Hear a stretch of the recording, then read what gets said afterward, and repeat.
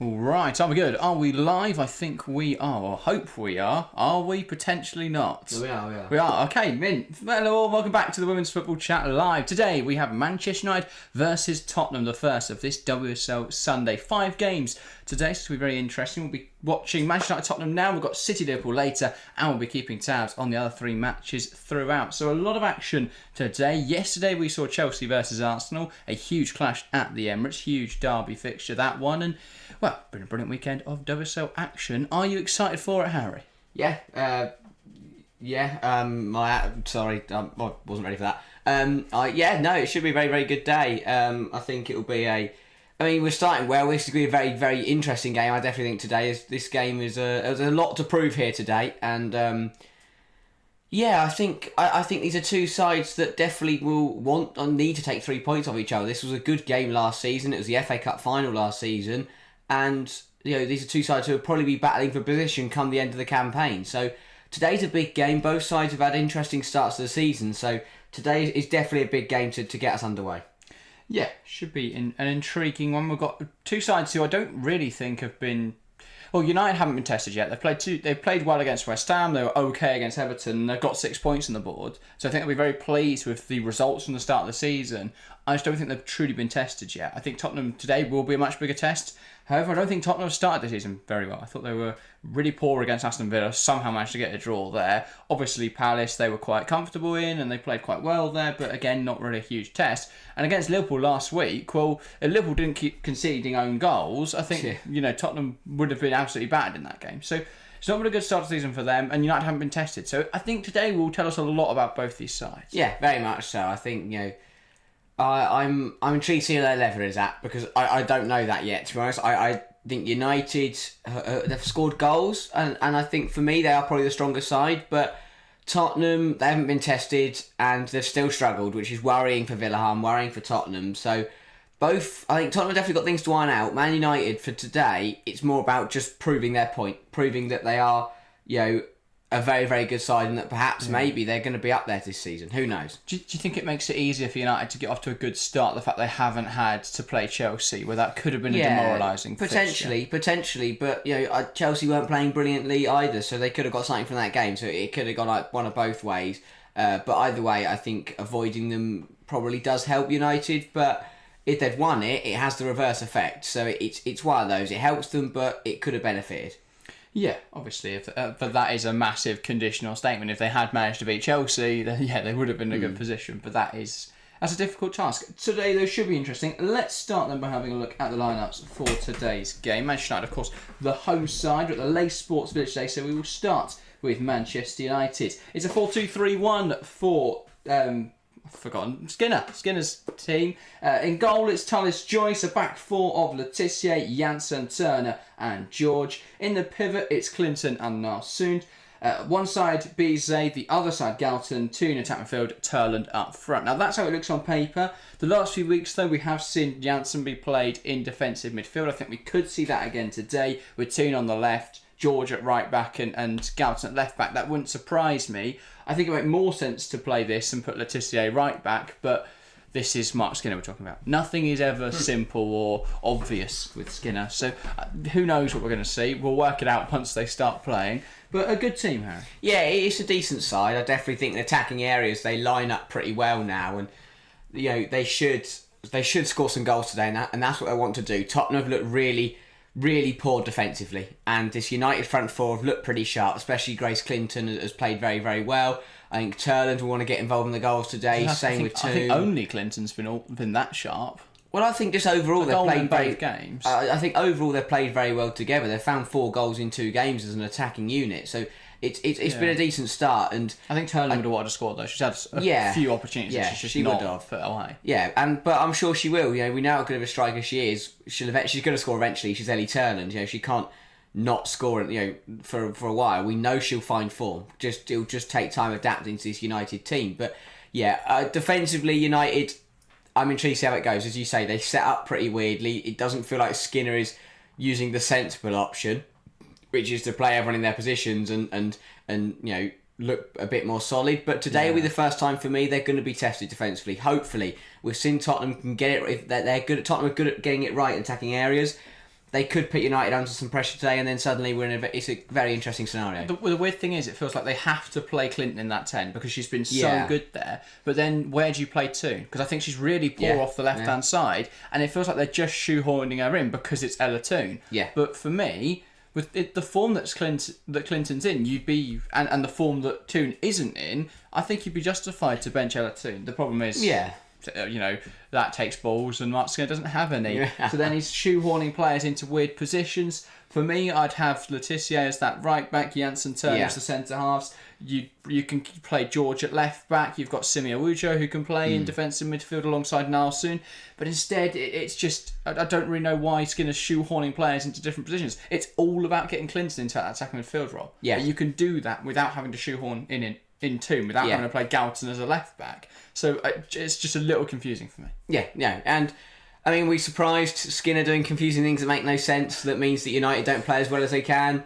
What a shock. Yeah, very much so. Let's have a look then at the Tottenham team. In goal, it's Rebecca Spencer, a back four of Neville, Bartrip, Hunt and Grant. In the pivot, it's Spence, Suman, and it looks more like a midfield three, to be fair today, with Olga Arsen in there as well. Then on one flank, we think it'll be Beth England. On the other, Jessica Naz. Leading the line, Martha Thomas.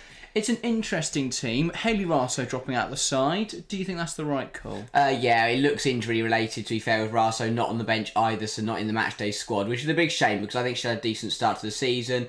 I think that the team is an interesting one overall. I think, yes, it is smart to play Thomas and England, but I don't think it's smart by shoehorning England out on the right-hand side. I don't think that works. If you're going to play both of them, put them both up front. And to be honest, we have seen England play well on that right hand side before. We have, but it's Beth England. Just play her through the middle. Do the sensible thing.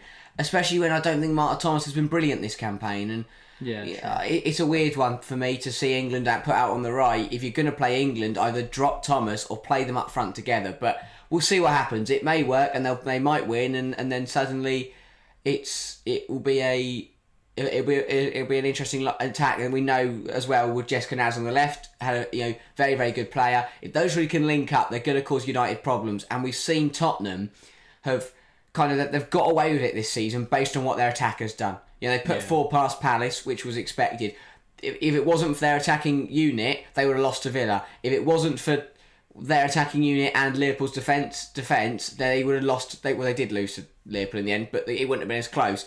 Today, again, I think today is different because yes, they're going to rely on their attacking. Yes, their attacking unit are important, but they can't afford to rely on them. Tottenham won't win this game by just scoring goals because United will score more.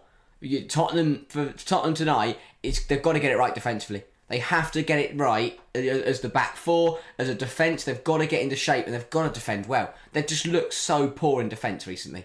Yeah, bringing it back to that right wing position then, how frustrated do you think Suzuki and Matilda Wimberg will be? Because Rasa out the side, there's an opportunity there for some starting minutes, and rather than trusting in one of those players who is a natural winger, Wilhelm's looked to England today. Is that sensible against the opposition, or do you think there will be some frustration from Suzuki and Wimberg? I don't think so, yeah. As I said, that's the other thing. You're choosing to play a striker out there, which is a bit of a bizarre scenario, especially, I think, for Suzuki. Can be kind of expected. She's come in this summer. We're only 4 games into the season. She's going to come off the bench. She's going to grow into the game, grow into the league. For Wimberg, joined last season, very, very exciting player, very good talent, has a lot of potential. Didn't play much at all really last season. She would have thought, okay, this year she's had a year with the team now. Yeah. She's going to get involved. She's going to start to get chances to show her. Especially with Bizet gone, with Clinton exactly. Gone. And yet she doesn't play today. I don't really know what Wilhelm's doing with her. If she sits on the bench for much longer, if she doesn't play consistently for much longer, then we're going to see another player really waste their talent. Yeah, I think the one thing you can say about the right wing position though is that Wimberg is definitely a left winger. I think if there is any frustration, it will come more from the side of Suzuki. But I think again, you could say she joined this summer. You can see why England in a game like this, in such a big occasion, why they would prefer Beth England. Yeah. I don't know. I think Wilhelm's got it. I've been surprised by the way Wilhelm's been playing this season. I think today, I'm surprised by the personnel. I'm intrigued to see how it's going to play. If they play better, then I'll give it to him. But if he's chosen the wrong personnel and it doesn't work on the pitch, suddenly I'm going to start to have some questions. Because we know how good this Tottenham side can be. We know how good he is as a manager. We know how good the quality of this Tottenham side can play on their day. they're not really bringing that quality this season, and this is the type of game. I know they lost the FA Cup final 4-0, but that was the occasion. They drew 2-2 at the Leigh Sports Village last season to United. For me, if we're going off what we've seen already this season, they will not draw 2-2 today, and they will lose. Yeah, and obviously this could be huge for the table. Manchester United currently sat in 4th, the perfect record up to this date, but obviously they didn't play Chelsea last weekend. Tottenham sat in 7th, a point behind Arsenal, a point behind Liverpool. So draws enough today to see Tottenham climb up to 5th, at least until Liverpool play Manchester City later today, which I think would be a really solid start to the season, and unexpectedly so, because I don't think they've played particularly well in any of their games. No. But it does set a solid basis. If they can get results when they're not playing well, then when they are playing well, and they are finding their form later in this season, they could be set for a really strong campaign. They could, and that also works for Man United. If they win today, they go joint top of the league with Chelsea on merit. You know, with other teams, if City win later, they go ahead of Chelsea, but Chelsea have a game in hand. United, because they didn't play Chelsea, they can go joint top with the Blues today. They can go top of the league. If United win by enough gut, well, they're going to need a lot, because Chelsea did put 7 past Palace. But United can go joint top today, and that is a big statement after 3 games to have an 100% record. That is something Mark Skinner wants against his name, because no one saw that coming. Yeah, all he's got to do is win 6-0 today, so look out. No, 5-0 today, I think. Well, Tottenham, but either way, but yeah, Tottenham haven't been great defensively, to be fair. We'll get into predictions in a moment. First, welcome to the stream, Chelsea fan. Welcome everyone else that's tuning in. If you want to get involved in the live chat, please feel free to do so. Say hi, get involved throughout the game, and as we build up to kick off now, get your score predictions in there, and we'll make sure to go through them. But we'll start here in the studio. Harry, what is your prediction for today's game? Yeah, for me, there's only going to be one result today, and that is going to be a Manchester United win. I think Tottenham, although I think they will score because they've looked good coming forwards. They've conceded 5 goals in 3 games. They've conceded 5 goals in 3 games. They've really not been good enough, defensively. And saying one of those games was Palace. We never thought Palace were going to score in that anyway. It's one of those where I think I've got massive questions of their defensive unit. I'm going to go for a 3-1 Manchester United win. I think it'll be goals from, I think Clinton will take 3 goals in 3 games. I think Ellie Turland will score her first goal in United Red, and the third will come from Ella Toone getting back on the score sheet. And then it will be a constant. I think United will go 3-0 up through those 3 players, and it'll be a consolation at the end from Vinberg off the bench. Interesting. Sky Sports, by the way, saying Chelin Bizo to start right back then based on their graphics. That would be a call and a half from Mark Skinner. I would have a lot of questions. But my prediction, if it is Bizo at right back, I'm back in the upset. Wow. Tottenham 2, Manchester United 1, I will say. I think it will be an early goal through Jess Naz. I think if Tottenham can execute that ball in behind today, they've got a lot of pace in the front line, especially obviously with Jessica Naz. I think she'll get on the score sheet. Maybe something like Beth England run down the right side, slides across the box. Thomas just misses it. Naz at the back post to finish it off. I think they'll lead going into the break. United will sting early in the second half through Grace Clinton because she is their best player right now. Mark's Clarella Toone right now, who hasn't been performing particularly well. And then I will say Tottenham's winner will come. They've got a very small bench today, but I'll say Vinberg. Yeah. Off the bench and pushing her into starting contention. Yeah, it is a very small bench for Tottenham today. Not many players, a few players out, but also I feel like they don't quite have the depth in youth that the other teams do. You look at United's bench, they've chucked a few 17, 18, 19-year-olds onto their bench. Tottenham don't really do that. They don't really have as many players now. But yeah, they are struggling a bit with squad depth. They are missing a couple players. I don't think they matter too much apart from Raso potentially, but that's a big miss. That is a big miss. I think she's been really quality to start this season. And Beth England is the 3rd highest for goals and assists of any player in the WSL. Hunt on 99. If she gets a contribution today, she'll hit 100. It's a big day for her. What a player. Yeah. And I wouldn't be surprised if she does score today because Tottenham are really good coming forward. But I don't know. I just think defensively they're going to let themselves down. We've not seen United's defence be stress tested. No. Yeah, and when you look at who is in there, you look at how on paper it lines up, there are some real points of concern for United. It does look, by the way, that it will be Galton at left back then. That makes a lot more sense. Yeah. Than Pizza at right back. Or this is a front 4 and Clinton's on the right hand side. Maybe. Interesting either way. But it will be Tottenham to get us started here in Manchester. Naz knocks it back and we're underway in this one. Immediately sending that ball forwards. Tottenham, it's a header away from Maya Letizia. And then Ash Neville gets it down, and we can try and remove some franticity from this game, but that is a meaty challenge from Neville, and Tottenham do hold on to the ball. No option for Olga Artinen is forced backwards there. By the way, Jessica Naz starting on the right-hand side today. If that is the case, I'm really surprised to not see Matilda Wimberg. Yeah. Because Naz on the right, Wimberg on the left sounds brilliant. And it is Bizet at right-back as well, by the looks of it. Wow.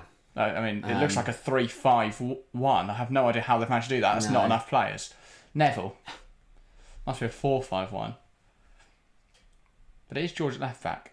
Oh, yeah, no idea. George, Le Tissier, Turner, Bizet is your back four. It's mental. A midfield three of Nalsoon,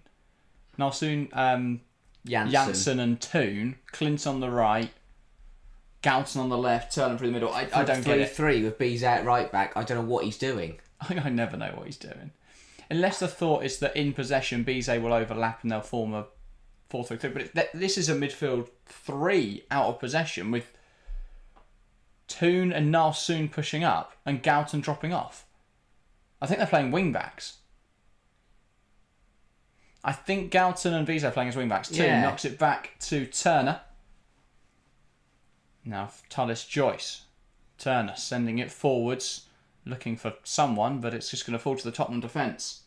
No idea what United are doing. And now I want to see where Galton's the furthest forward player. Now just to find Summonen. Bartrip. Artinen. Back to Bartrip. See, Tottenham had problems playing out. a 3-back and deciding not to put Dominique Janssen in there. It's completely illogical. Yeah, Skinner's struck again. I have no idea what he's doing. And a ball in behind, looking to find Jessica Naz. It's going to drop though for England. England will try and play it in behind. Doesn't quite come off. It is a free back, and they've got to get wider. Because Le Tissier's the right centre half. But then when they're in possession, it looks back to a 4-back. Or at least, in build-up, it looks like a 4-back. Because here's George. It's just when they're pressing, when they're out of possession, it's a 3-back. That's the wrong way round. Yeah. He's doing it the wrong way around. I don't understand Turner. Here's Nalsoon. Tries to play it forward. Tottenham on the attack. Sorry, Manchester United on the attack. Toon tries to play it down the line. That's not going to find Galton there. United have got to punish those. Again, that is Tottenham trying to play out the back and failing once again. We saw it against Liverpool. We've seen it against Villa as well. Yeah. Tottenham cannot play out to this season for some reason. And they're struggling to do it again today. Well, fortunately, United aren't pressing them. That could be the difference. Artinen. Hunt plays it down the line, held on too well by Thomas. Couple fouls on him, manages to play it forward. England round the corner. That's a crucial touch in there from Le Tissier. And that just takes the pace off it. And the next pass is easily gathered by Le Tissier. But they are a Le Tissier overextension away from being completely undone there. Yeah, because they've let Tottenham play through the press. Because the press isn't just... Beautiful football. Spence into England. Thomas makes the run beyond. Great football from Tottenham. Thomas is in here. Le Tissier get back in. Thomas bearing it on goal. Huge save from Tullis Joyce. United cut through like a hot knife through butter. Yeah, and beautiful football from Tottenham. And it all comes because Turner loses edge. He steps up here, just throws herself at Thomas and just does, and takes herself completely out of position. Brilliant from Le Tissier here to force England out wide. England manages to get away with a bit of a fortunate deflection inside and then gets a shot away. Tullis Joyce though with a brilliant stop. Yeah, Thomas can't really do much more, so really good save. But yeah, Turner will count herself lucky because she stepped up there, left a massive hole behind her and not won the ball. The problem is it was her poor pass forwards that got cut out, and then she feels that need to go and jump on it and try and win that ball back. Sometimes you don't need to be the hero. Like she couldn't have got there. Summonen puts the ball into the box. Now for Tottenham, it will be met by Martha Thomas, but she can't strike it. Artinen will try and recycle it. Summonen lifts it back in there towards the back post. Galton heads it, but it's not clear. Thomas wins the knockdown here. Can she get a shot away? No, and it's cleared away by Nalsoon, but no one forwards for United. And that's out for a Tottenham throw. Messy, very messy from United so far. That doesn't sound like that. And Skinner looks just as confused as we are. Yeah. Never a great sign, is it? But yeah, a brief ask where to watch. If you're in the UK, it is available on Sky. If you're outside the UK, it's whatever your broadcast channel is. So both fixtures today are behind a paywall. So if you're unable to access them, you can feel free to join us here. Neville, Spence, trying to carry that ball forwards. Artinen to Summonen. Here's Neville. Pass forward isn't successful. And that's going to fall for Grace Clinton. United can try and bring it forwards now. Le Tissier. By the way, I forgot to mention the predictions, the score predictions in chat earlier. Paul backing my 2-1 Tottenham. Nice. And Chessman going 3-0 Manchester United. Fair enough, yeah. I can see. I think I like why I like this game, because I can see both those happening. Well, there's so many unknowns with both these teams. Because United seem to roll the dice, as to what formation they're playing every game. And we have no idea how Tottenham are going to look. Because they've not looked very good so far. You'd think they're going to change something. And today it feels like they're not changing anything. It's just that United have set up really poorly to play against Tottenham. They're not pressing them. A side who've looked really bad in build-up this season. And yet United just aren't pressing them. I don't get it. Anyway, ball forwards, brought down well in there by Hunt. Here's England. Tries to play that ball through Le Tissier. Crucial interception. Falls for Martha Thomas. Thomas into Hunt. Beautiful football. Hunt could have found Thomas with the ball in behind, but she'll put it into the box now. Jessica Naz not able to get there. That's going to bounce out for a corner. Neville did her best to get there. Was never going to get there though. Yeah, brilliant work down his left-hand side from Tottenham, but it's so easy for them, because what's happened is Bizet's gone up to press, Tottenham have played through it, so you've got Grace Clinton tracking back. It is so bizarre. Yeah. The way that United are playing today. So bizarre. I mean, you give this United squad is talented, right? You give most managers this team, and I think they put together a half-decent squad. I don't know what... He's won a trophy, so... They didn't win the FA Cup final playing like this. I don't know why Bizet's at right back, and she's just lost the ball again. Thomas, she's not right. I don't get why. Won another corner in there, Tottenham. I don't think any other manager in the world looks at Celine Bizet and goes, I'm going to play a right back. Yeah, no. Kylian Bizet, one of the most exciting and confident dribblers in the world, and you're playing her at right back. No, so bizarre. And they're lacking creativity in attacking areas. I don't understand it. Brooke Harrison going Manchester United 2, Tottenham 0. Isabella saying, just got here guys, I'm thinking United might just win, but really it could go either way. Yeah, that's the thing today. United can beat this Tottenham team. Tottenham have not been flawless, far from it actually this season. But I don't know what United are doing to start today's game. And a ball in, and that's headed wide. Out for a United goal kick. And what's even more weird for United is that the 11 players on the pitch could play what he wants to play. They're just all in the wrong areas. Yeah. Because Le Tissier goes to right back, Janssen goes into centre half, you then bring Toon into midfield and put Bizet and then you put Bizet on the wing, and it's like the players can work but they're just all playing in the wrong positions. Yeah, I don't really understand. I get why, the midfield balance of Clinton and Narsund would be a little bit off, but you're playing Narsund as a deeper midfielder anyway when you've got Janssen. So that doesn't make any sense. They could just play a single pivot rather than double pivot. Or push Le Tissier in there. In possession. And build up in a 3. But I don't get it. Just put Janssen at centre half, please. Brooke Harrison saying, Manchester United going to win. United won every game so far this season. That's true, but they've only played Everton and West Ham. I know they beat Liverpool as well in the Cup. But from what I've seen, I've not had much faith. I don't have much faith in United. And today, Skinner's decided to change some things up. Now soon, Le Tissier finds Bizet. Pass inside Nalsoon. This is actually good from United, but then they lose the ball. Summoner's pass not great though. Nalsoon can pick it up, and United can look to transition. Again, they lose it, and it's going to fall for Martha Thomas in a dangerous area. Thomas to England, bearing in on goal, but she gets that shot all wrong, and that's out for United goal kick. And you can see a frustrated look on the face of Beth England, because she knows she should have done better with that chance. Yeah. Brilliant defending. Bartrip just steps up and causes all sorts of problems. But it's way too easy. I mean, a player of Beth England's quality will be stunned that the shot was that poor. I'm surprised she tried to take that first time. United, I don't understand why Bizet was so far on her own. Because everyone else was playing on the left-hand side of the penalty area, and she was hugging the right-hand side touchline. So when Le Tissier played it out, Bizet starved of any options because she's playing on a completely different half of the pitch to everyone else. Yeah. But again, United shouldn't be that deep. Bizet's in the right sort of position. United is just so deep. Bizet needs to be up the touchline a bit. Tottenham are pinning them in, and United aren't doing anything. 3 shots so far for Tottenham. 6 touches in the opposition box to United's none. They're just nowhere in this game at the moment, Manchester United. They can't get out. Here's England again.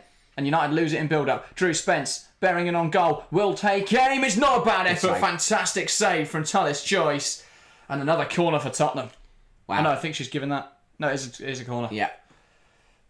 Again, it's really United, sloppy. So slow in build-up. Well, I mean, Janssen loses the ball, but I don't think it's her fault because Tullis Joyce chooses to go long and it's just aimless. And I don't think she... No, I don't think she has made any contact. Let's have a look. The goalkeeper. Did she get anything on it? Yes. Oh, yeah. Got a glove. Good save. Just to tip it over. Very, very good save. Shelled Castles come on United.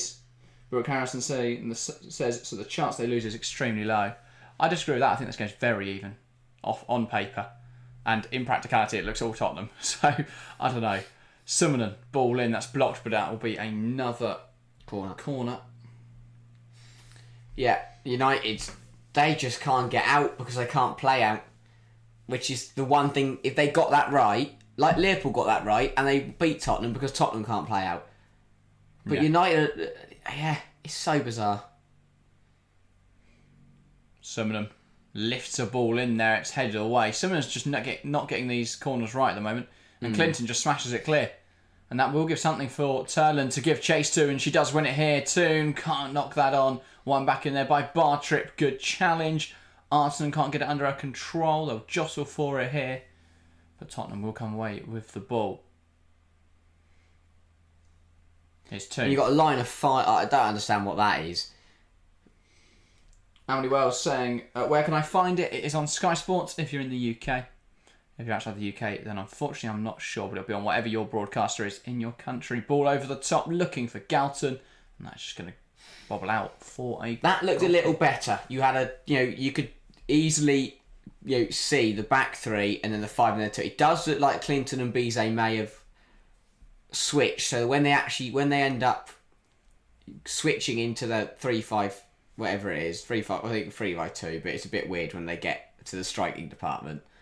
It actually looks like Bizet goes completely on and Clinton just sits in, which is bizarre because then when you lose the ball, you've then got Grace Clinton defending. I have never seen a pressing structure that looks so disorganised. Or so illogical.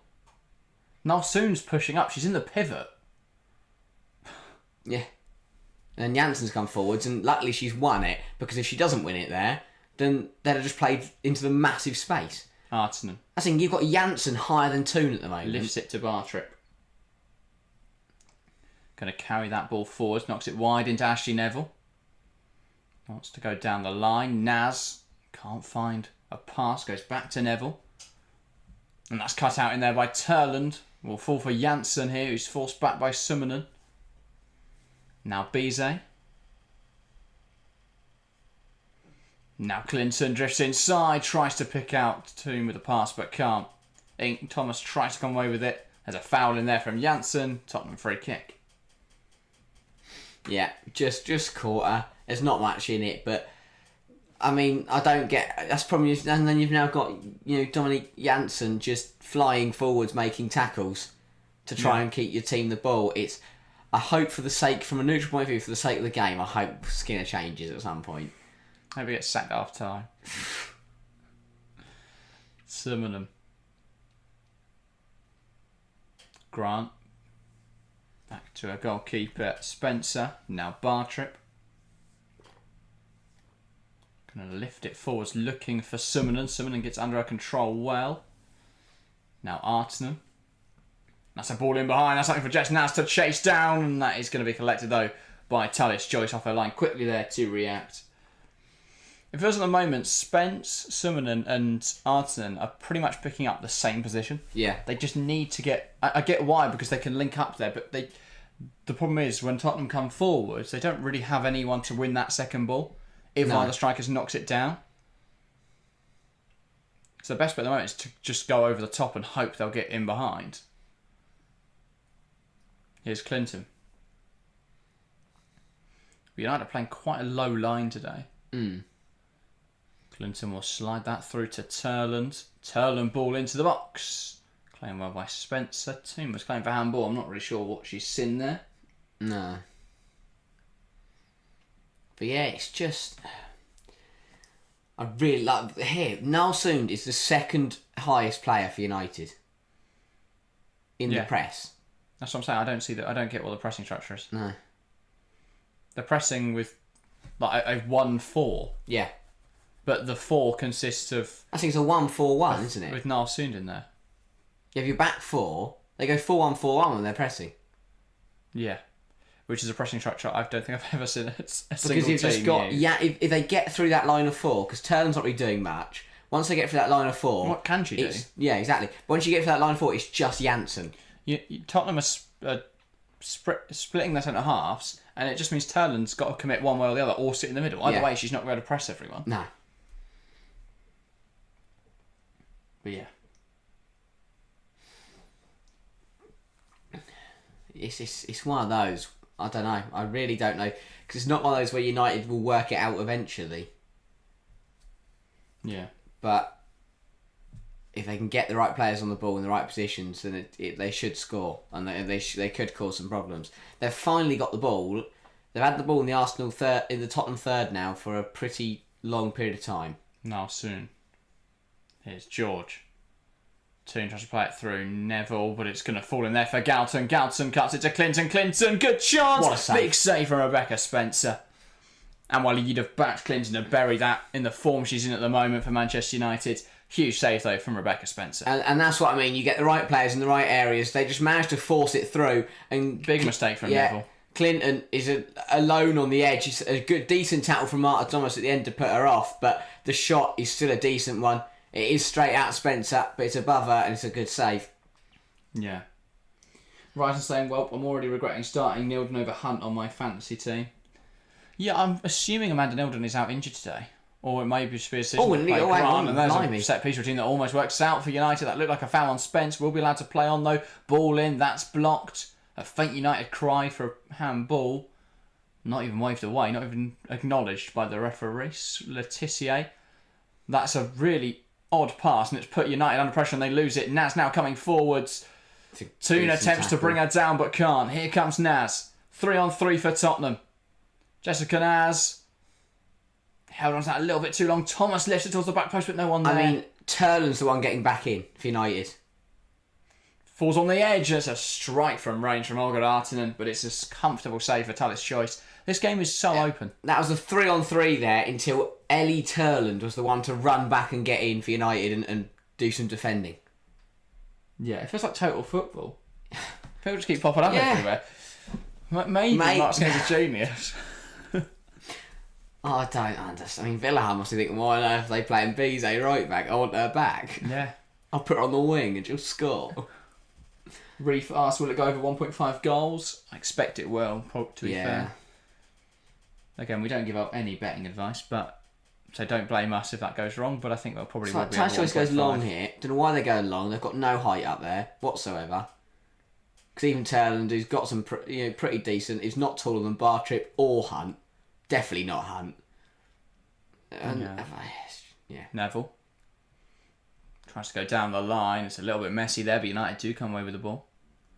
Galton trying to carry it forwards now. Is Turland having to do it all on her own? That's not what you want, Turland, though. George into the box, no one there to aim for. Instead, she's making the defence-winning midfield tackles. Here's Clinton.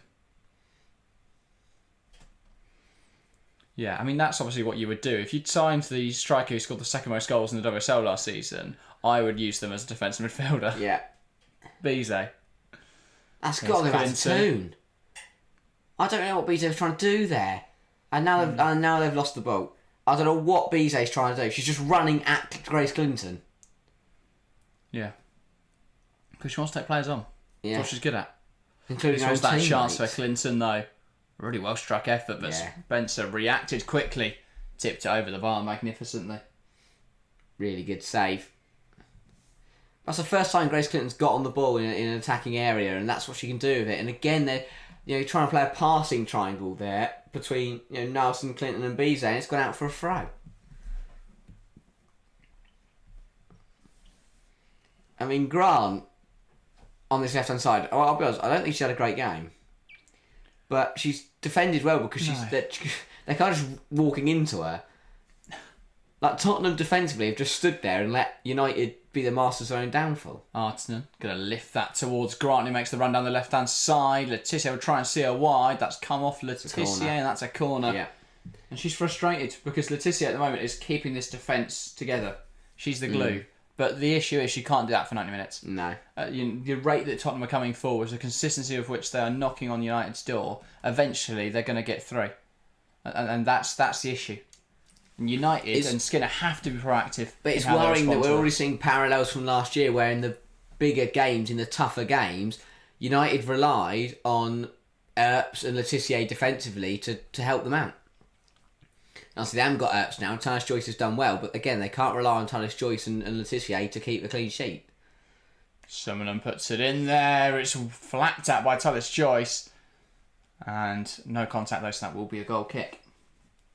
Jasmine says, I saw you yesterday at the game. Could not say hi, sadly I had to get home. Maybe next time I will. Feel free to, Chelsea fan. We're approachable, unless you find Harry on a bad day. But, yeah, feel free to say hi. But, yeah, it was a great game yesterday. Very good atmosphere amongst Chelsea fans. Yeah. As much as I hate Arsenal and the Emirates, it is a nice stadium. And, yeah, good experience. Obviously, Chelsea won, which makes it very good. Seen Weigman in attendance. She's probably go home at half time. I've seen enough. What's she going to learn? I'll have Letizia. I want her again. She's good. Yeah. Clinton's great, but she's out of position. Toon's not playing particularly well in her position. And maybe she'll bring Beth England back into the setup. I think she's retired from international football, but I was like, who's she looking at? Because, Naz? Well, she put Naz already in the squad. Jessica Naz trying to go around George here. And that's a free kick given the other way there. Yeah, just stopped it with her hand as she fell over. Yeah, she thought she'd been fouled. Ref doesn't agree. But you're always going to keep tabs. You're always going to go watch the England players. Oh, She's not meant to do that. It's not deliberate. There's not much in it either. I don't really think it does anything. No, but she does touch it with her hand. If that led to a goal. I mean, we're halfway through this first half. Don't really know. I can't tell you what's happened. Yeah. Ball forwards then from Tyler Joyce. Headed down by Summonen. And now Bizet coming away with the ball. I think Bizet wants to run, but because she's at the halfway line, she can't take everyone on. Yeah.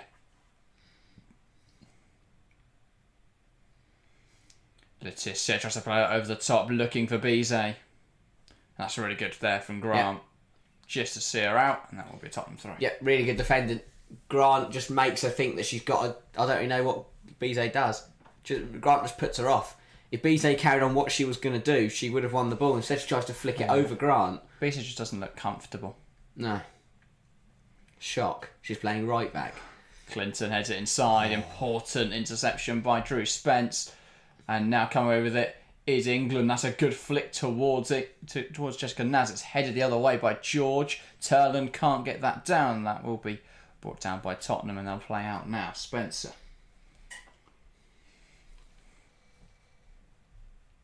It's really confusing to me how United are managing to make some really good players look really poor. Yeah. I don't think their recruitment was great this summer. I think they sorely missed a defensive midfielder. I thought that was a huge disappointment. That's a great interception from Turland. Oh, the pass has got to be better. Make it happen though. Again, your striker's doing your defensive, your dirty work. It's not what you want your striker doing. Naz plays it inside. Artinen, Thomas. Here's Drew Spence carrying it forwards. Clinton tries to get involved. It looked like a foul from Grace Clinton. It is given as such.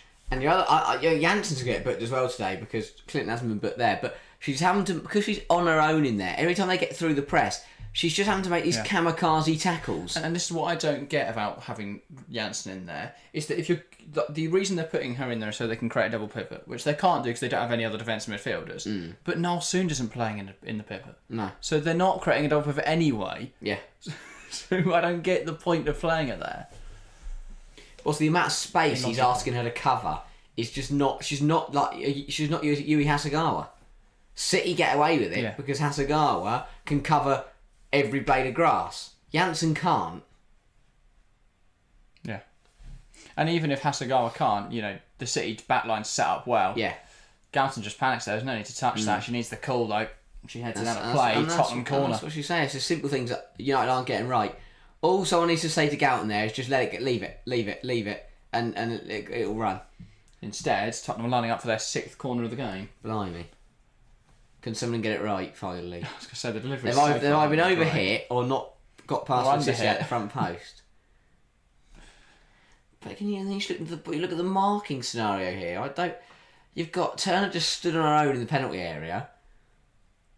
And she might have found something. You've got Letitia and Clinton both front post. Ball in from Summonen. That's right on the goalkeeper who punches it away confidently. Here's Jessica Nance now. Turland, good defending. Yeah, that's an important punch from Talis Joyce under pressure and just manages to push it away. Yeah. Got lumped into by Beth England. But again, Tottenham just keeping that pressure up.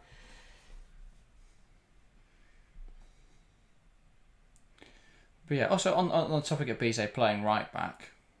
I don't know what Grant's done there. There's a good chance to make something happen. Sure on the topic of it, to in the presser in the week, I can't remember if it was this week or last week. I remember seeing that Mark Skinner said about Bizet, she's just got to be patient and take her opportunity when it comes. A lot of people were saying, is she going to be benched and then have to get some rotation minutes? What does this mean? I don't think anyone expected it to mean that we're going to play a right back this week and see how she does. But there we go. I mean, yeah, I don't understand it. Lucky saying, hey lads, welcome to the stream, Lucky. Good to see you, mate. Yeah, well, I think it's a cut on the knee here for Talis Joyce. This is why she's down. She just get caught by the boot of England, I think. Yeah. Yeah. Just going to need some treatment. But a decent... I'll tell you what. Not even United physios are on it. Where are they? The ref called them over. No? It's not going to turn up. He's over there. That's him, isn't it? Maybe not. I don't know. Honestly, so confused about what is going on for Manchester. I mean, Skinner's now got a chance here to have a chat with his team. Don't know what he's going to say. I mean, I like these two different approaches, though. Skinner's talking to the team, whereas Tottenham, you've got 4 different coaches, really, just talking to different players. Yeah, it's quite interesting to see the difference in approach. And I think it shows well, obviously I'm making an assumption here, but what I assume it shows is that Skinner is very much about control and togetherness, and he wants one message to the whole team. Yeah. Whereas Villaham is delegating a bit more. He's allowing the coaches to specialise in what they specialise in. So he's talking to a couple of players about what he wants to see from them. The different coaches then talking to different players rather than just the Skinner show. Mm. Yeah. But, either method can work, but United just haven't been on it. Haven't been on it yet. Yeah. So that's the thing. The chat is most of Skinner's chat is going to that weird pressing 5. Yeah. I think he's now trying to direct the press, but yeah. Like you're saying, United are so bad. If Tottenham can take their chances, they might win. Far the better team. Completely agree so far. United just haven't been at the races, and I know there's United fans who won't be pleased hearing that, but I don't think it's anything to do with the players. I don't get the system at all. Yeah. I think this United squad's so talented. Yeah, there's areas that I don't think are great. There's areas I think they need to improve in, but I think overall it's such a talented squad, and it's a shame to see that wasted. Yeah. Because the coaching staff just don't seem to know. They don't get it. I don't get what they're doing. No. Bizet right back makes no sense to me at all. Yeah. But these are the questions. I'd love to just sit down with Skinner and just ask him. I mean, he does not look happy at all. I'd love to just sit there and ask him, why are you doing this? Why are you playing Bizet right back? Why is Niall Soond in the press? Can I just ask? So now the instructions are being relayed to Talis Joyce, who obviously couldn't hear what Skinner was saying because she was down injured. So maybe United are going to change the way they're trying to build up and the way they're going to press. So going from no build-up to some build-up. This will be interesting to watch. Here we go. Like you said, it's off topic, but we survived Emirates yesterday. Yeah, first win at the Emirates for Chelsea, which is a remarkable statistic. But yeah, that was very good. I thought the first half Chelsea were much the better team, should never have conceded. Lucy Bronze just had to show us all that she still can't defend. But other than that, Chelsea were very good in the first half. Second half, they definitely went a bit too defensive, a bit too early, I think. But I get it, and it did the job. So you can't really complain. Blackstone's probably should have scored. But Arsenal missed big chances. That is nothing new. Yeah. But yeah, Chelsea, somewhat fortunate in the end, but yeah, I thought they were a better team for the first half, so I don't think it's an undeserved victory. Yeah. George flicked on there by Turland. Oh, by Gauss, looking for Turland. Doesn't find her. Cleared away by Neville. Now for a United throw.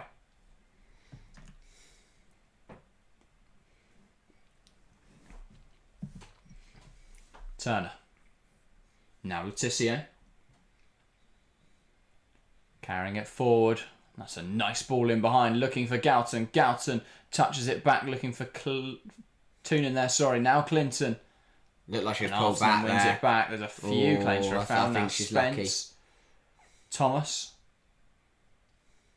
Arsenal is going to lift that, looking for Grant, and she's going to get there. Grant, will she? Good chance from Letitia. Grant keeps it alive. Needs some support. Has Summonen now. He's forced backwards. Hunt.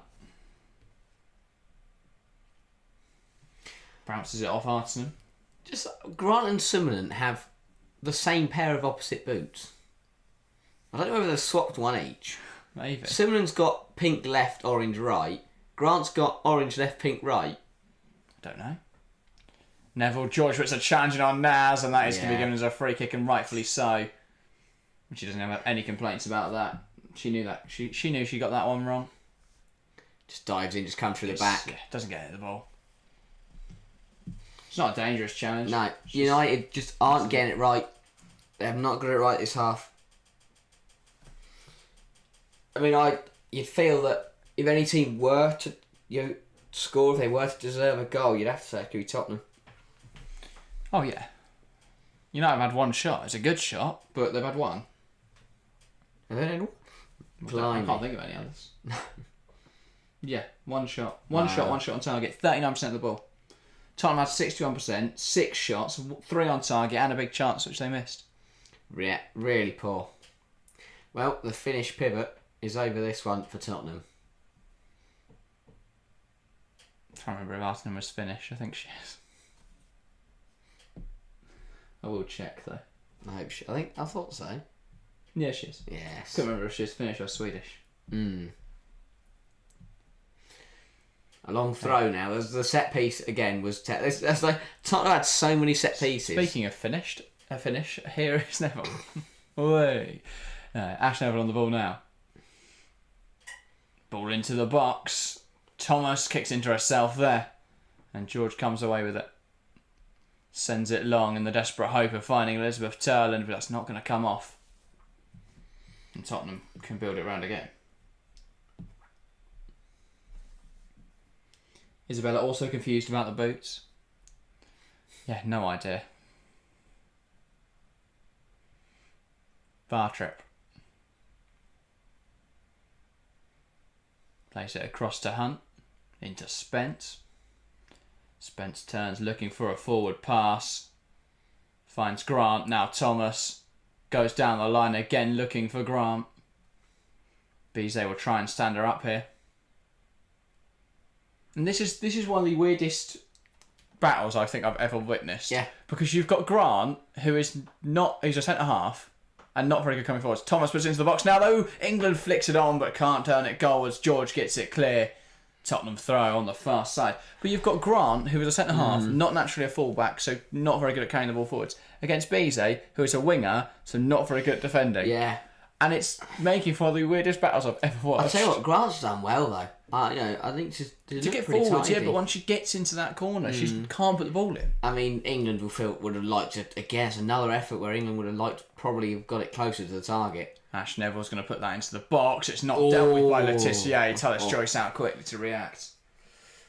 And get on Swing top and a of miss it. from Letitia, swing and a miss from Grant, and it they managed to, well, there's a swing and a edge really from Letitia. But it did the job. It did do the job. Just about.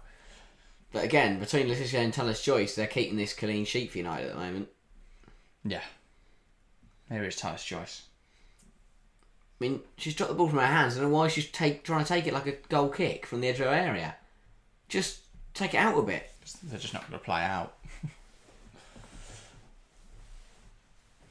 United keeping it alive for the game of headers and volleys. Clinton. But she's putting more. She's got to kick it further. Now Turner.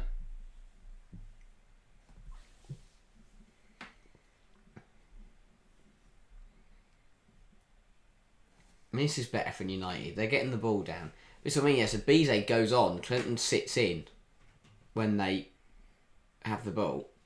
That's bizarre. That's criminal, is what that is. You should be. That is an arrestable offence to put Grace Clinton right wing. Oh, that's a poor pass. And Thomas picks it off and is now driving forwards. And United looks so exposed in these sorts of areas. That pass just isn't right from Thomas, though. That's a ball in behind. That's time for Gatton to give chase to. Spencer will come out quickly, though, and sends it forwards. Also, lineups out for the other fixtures. The 2 o'clock kickoffs. Yeah. For Leicester, there is no Mouchon, Rantala. which is a shame.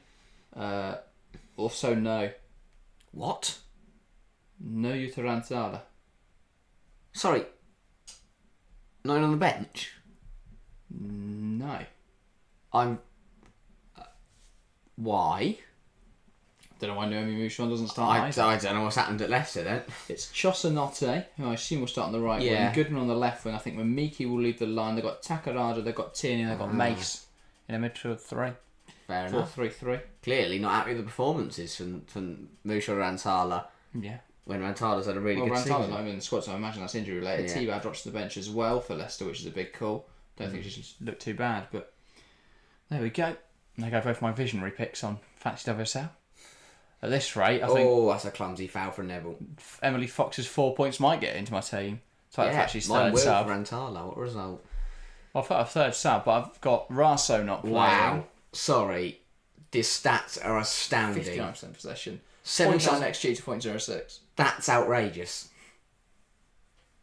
Like... Thomas expected goals is almost Domination. 1 now. It's domination. It's what it is. Galton tries to poke it through. It's going to fall for Toon, who can't make it work, but it does fall for Turland. Blocked. Galton, and it's... Well, it's not a great shot. Deflects to If Spencer. United score, Tottenham will be furious. Yeah, for Aston Villa, though, D'Angelo, the back four of Patton, Turner, Parker, Moritz, Nobbs, Kearns, Pivot, Grant, Silva making her first start, Gabriela Nunes de Silva, Hansen and Daly. No Darley then. No Kensington. Fantasy does say it's the most frustrating game because you just never know who's going to play. Bergman for Brighton, Lasada for Brighton. Ottolagers? Yes. Yes. And Kirby? Yes. I was going to say. 7 minutes to go then. Still 0-0. Tottenham will feel like they should be winning this game. United have had nothing. And again, this is why that day at Wembley is so bizarre. I know it was, but how Tottenham lost that game 4-0, it shows how the occasion can completely transform a fixture. Yeah. Because they drew 2-2 at the Relay Sports Village last season. Then the FA Cup was 4-0, and then today it's been one-way traffic, and that's all been in Tottenham's favour. It's incredible. Yeah, someone down. I can't quite see that is down for Tottenham. Just receiving some treatment. Now, Soond and Skin at the moment engaging in a discussion. You know why he's covering his mouth?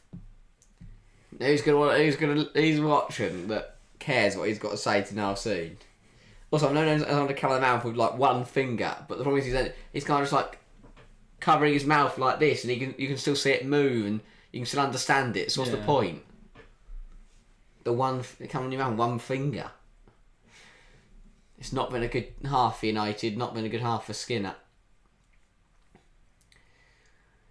I mean, if they win this game, well, I know there's a long way to go. So second half could be completely different, and they could win it on merit. But from what we've seen, I mean, they've got Arsenal coming up after the internationals. I mean, that's gonna be the battle of who's worse. If United play like this, and I don't know. Well, that's the thing, isn't it? I look at the fact, the teams they've played so far. And they've played an out of sorts Tottenham team, an Everton side who can't score a goal for love nor money, and a West Ham team who, bar the Liverpool game, look really poor. United haven't played like this against West Ham and Everton. And I know because obviously they're worse, but Tottenham done anything to make United play bad. I don't think United were good against Everton. They scored a goal in the 4th minute from Everton, mistake, and then they failed to do anything for the other 86 minutes. Yeah, but they still played. They still played football in terms of I don't know what this is. I don't know what Skinner's tried today. Letizia. Can they build up at the end of the half here? Galton, Letizia. Maybe Letizia just does it all herself. She has now given the ball away. Defends, scores goals. Yeah. Carries it through the team. Galton. I don't know why you wouldn't give Letizia more of a role like that. Galton's been forced into there by Drew Spence. Again, it's not been noticed. Forced backwards. Spence is getting away with a couple of them. After this, and we were talking about this the other day because you were saying United have gone. Yeah, United. I was saying they've got a tough run. You were saying, well, I think they're actually better than I think they are. Anyway, after this they play an informed Brighton team. Then they have Arsenal. Then they've got Aston Villa. They do. But if it was a funny game, they could come out and play brilliant in the second half. Brighton could lose to Crystal. Oh, maybe not. But they could. Crystal hasn't been good for. Exactly. Beat Leicester last week. And Blanchard looked brilliant in that game. Thomas puts pressure on Tallis Joyce. Tallis Joyce gets it clear. Here's Naz. Back passes sold her keeper short there. Tallis Joyce did well to get there. That's a ball blocked by George. Big half time coming up for Man United. Skinner, they've got to change something. They can't come out and play like this in the second half because they will lose. Yeah. I'm surprised they're not losing already because, as we said in the build-up, Tottenham have been really strong in attacking areas. Galton tries to take that forwards, can't. Simonon can't quite hold on to that ball. Turner, Letizia.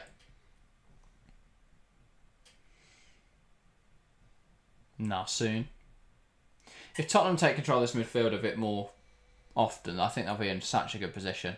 Because United just don't have any control of that midfield. Letizia will go long though, and that's something Turner can try and battle against. Poor header. Clinton will keep this attack alive then. Toon goes back on herself. Janssen, Toon. George down the line, could deliver this. In towards the back post. Turland's up there, headed away. Niall soon heads it down to someone, cleared away by England. Niall soon there managed to head it between Letizia and Clinton, rather than just to one of them. Here's Turner, Janssen, Letizia. Finds Bizet and absolute acres. Can she deliver the ball in now? It's in there, struck, and it's there for Manchester United. Turland's first goal in red. United 1, Tottenham 0. And eventually they find Bizet out in this wide area. It's a brilliant, brilliant cross. Met wonderfully by the volleyed effort of Elizabeth Turland. And this is what we spoke about. Tottenham unable to take their chance in this half. Bizet finally finds some space on the right-hand side. And it's a brilliant ball. Manchester United 1. Tottenham 0. Yeah, first time United got the ball down and it's reaped rewards. It's a lovely ball in. Turland, it's a great finish. It's an absolutely brilliant finish. Top quality. They're the kind of finishes that scored her double digits last season. And it's just brilliant.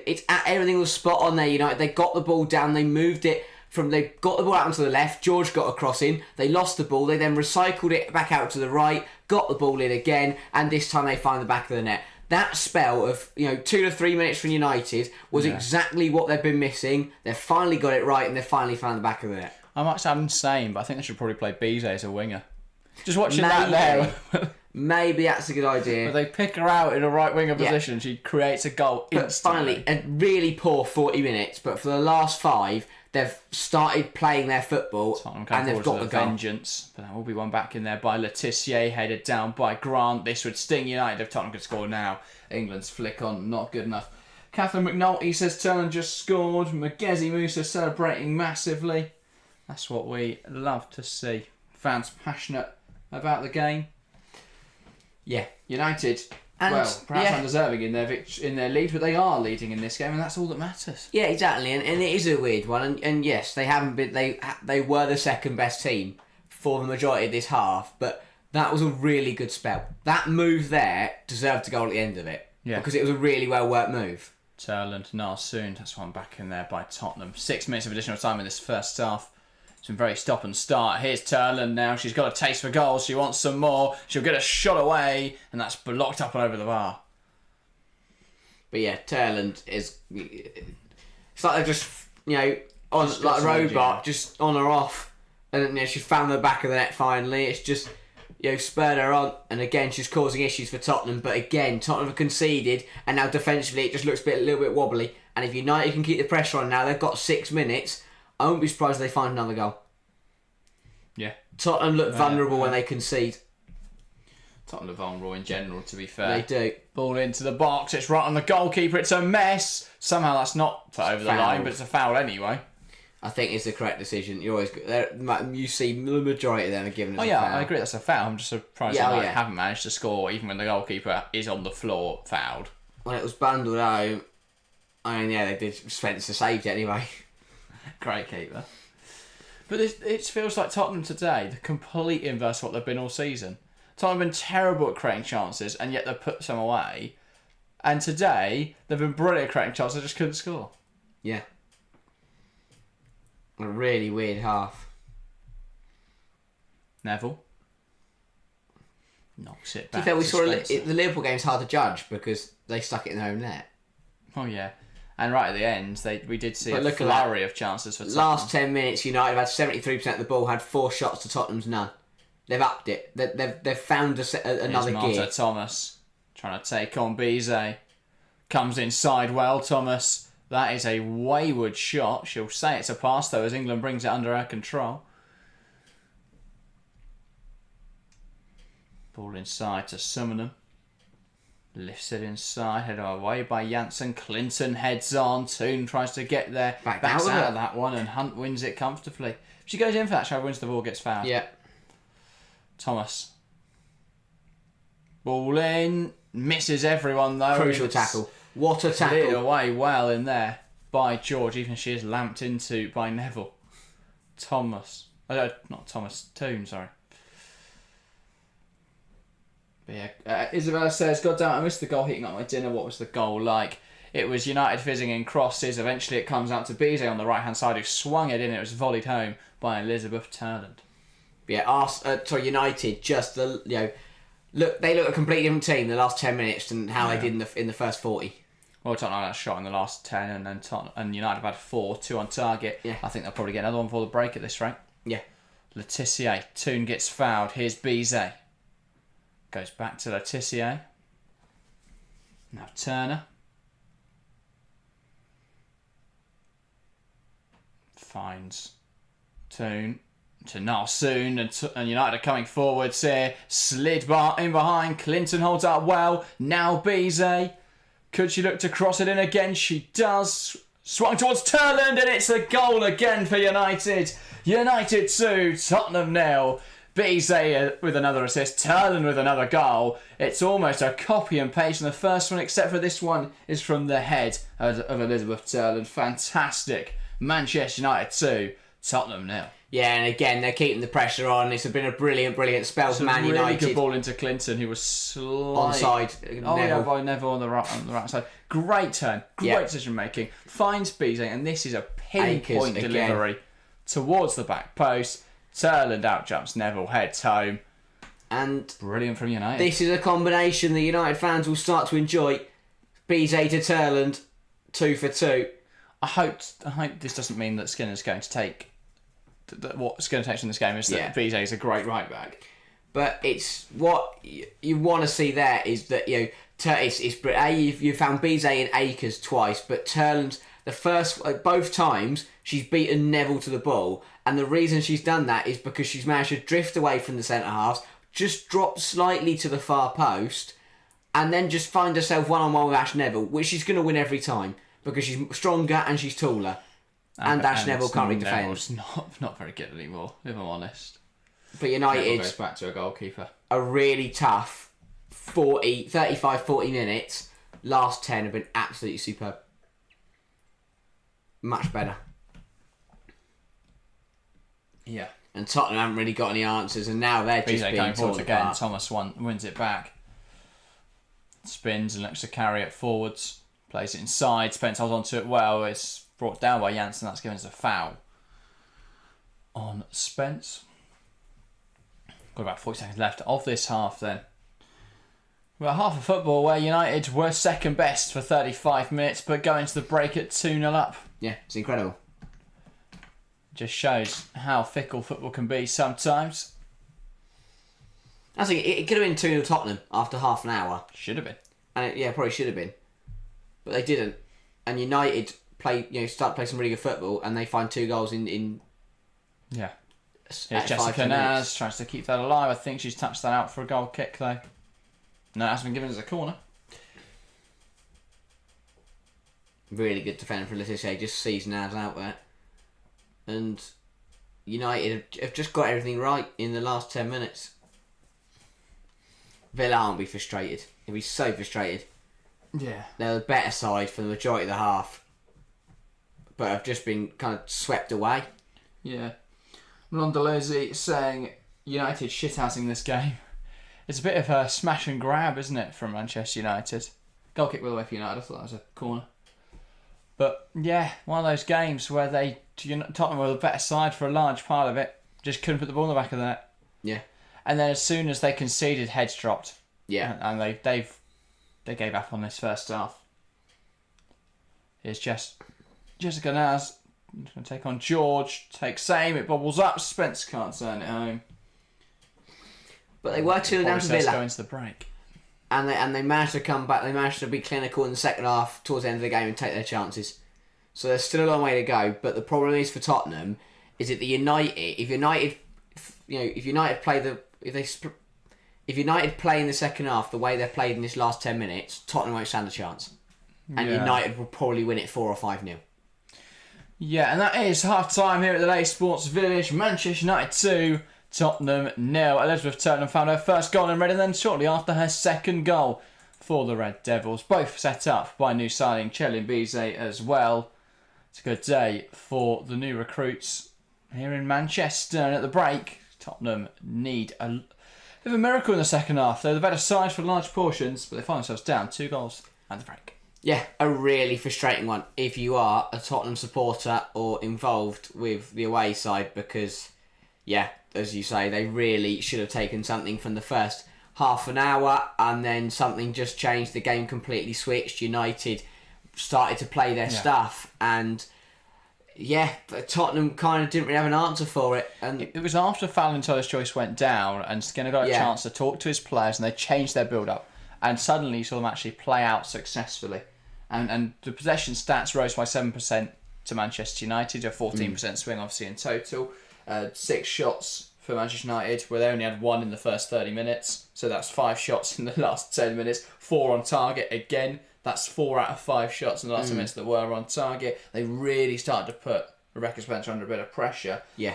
And I think there'll be a lot of frustration there for Tottenham because United have scored 2 goals from 1 big chance and Tottenham have scored none from 1. And I think, in that first half, Tottenham probably should have scored early on. They didn't. United have hurt them there. And it just seems to be what United do. United got very, very good players. And it bails them out at times. But to be fair to Skinner, they changed up what they did right at the end of that half. And it worked out wonderfully. Yeah, and that's the thing. Because of that quality in players, when United do the right thing, when they play the right football, they're going to reap the rewards from it. When you get the right winger in space and when you get the ball into the striker, because it's Bize and Turland, they're going to score goals. Well, exactly. And you have to give them credit because they've executed what they wanted to play very well. At times it feels so overcomplicated by Skinner because you have got, in Chelin Bize, one of the best creators in the WSL. One of the most, enjoyable wingers to watch because she's a fantastic dribbler, fantastic crosser, decent at finishing as well, really well-rounded player, and you're playing a right back. Yeah, that doesn't make any sense. When she gets into those areas, though, in that wide area, she has those chances to put the ball in the box, and she creates opportunities. And then in the box, you've got one of the best finishers in the WSL, in Elizabeth Turland. And if you can pick, you don't need to overcomplicate it. There are good enough players in this United side that if you put in a decent enough structure, they will comfortably win games of football, like they are today. Where just changing up in the last... They had to ride the early storm, which you wouldn't have to do if you played everyone in the right positions. But then at the end of the half, they managed to turn it around, and they come back and they look really strong. You know, you've got Dominic Janssen, who's a really strong physical centre-half, playing in defensive midfield, and she keeps losing the ball in there because that's not where she plays. Yeah. The whole half just doesn't make any... Yeah, the whole United setup doesn't make any sense to me. It works because they've got good players. Yeah, very much so. I think, Clinton, again, it was one of those from Grace Clinton where, again, you got her on the ball in the right areas and she created. She was brilliantly in the move that created the second goal. She, when United were struggling, she was the only player to have a shot and she put it on target and forced a really good save. So, again, looking very, very sharp. As you say, Turland, B's been brilliant. I think Toon, nothing. Nothing from Ella Toon. I don't recall her touching the ball. No, and that will be really frustrating really for United. Really quite hard for Toon, yeah. Defensively, I think, again, Bizet's obviously struggled at right back because she's not a right back. With Toon, when is she going to get dropped? That's my question right now. Because how can she keep justifying performances where she doesn't really get involved? Because she hasn't scored or assisted, and that can be okay. There are players that don't score an assist, obviously, in a setup, but she doesn't really offer anything in the press, and she doesn't really offer anything defensively. So what is she offering this United team right now? Yeah, that is the big issue for me. Fans is what she's offering them. Shirt sales. Yeah, I think she's a very good player, and on her day, she is one of the best players in the OSL. But the problem is, it hasn't. How do you unlock that? Yeah. Because we've not seen it for so long now. Yeah. She has great individual performances every now and then because she is a fantastic footballer.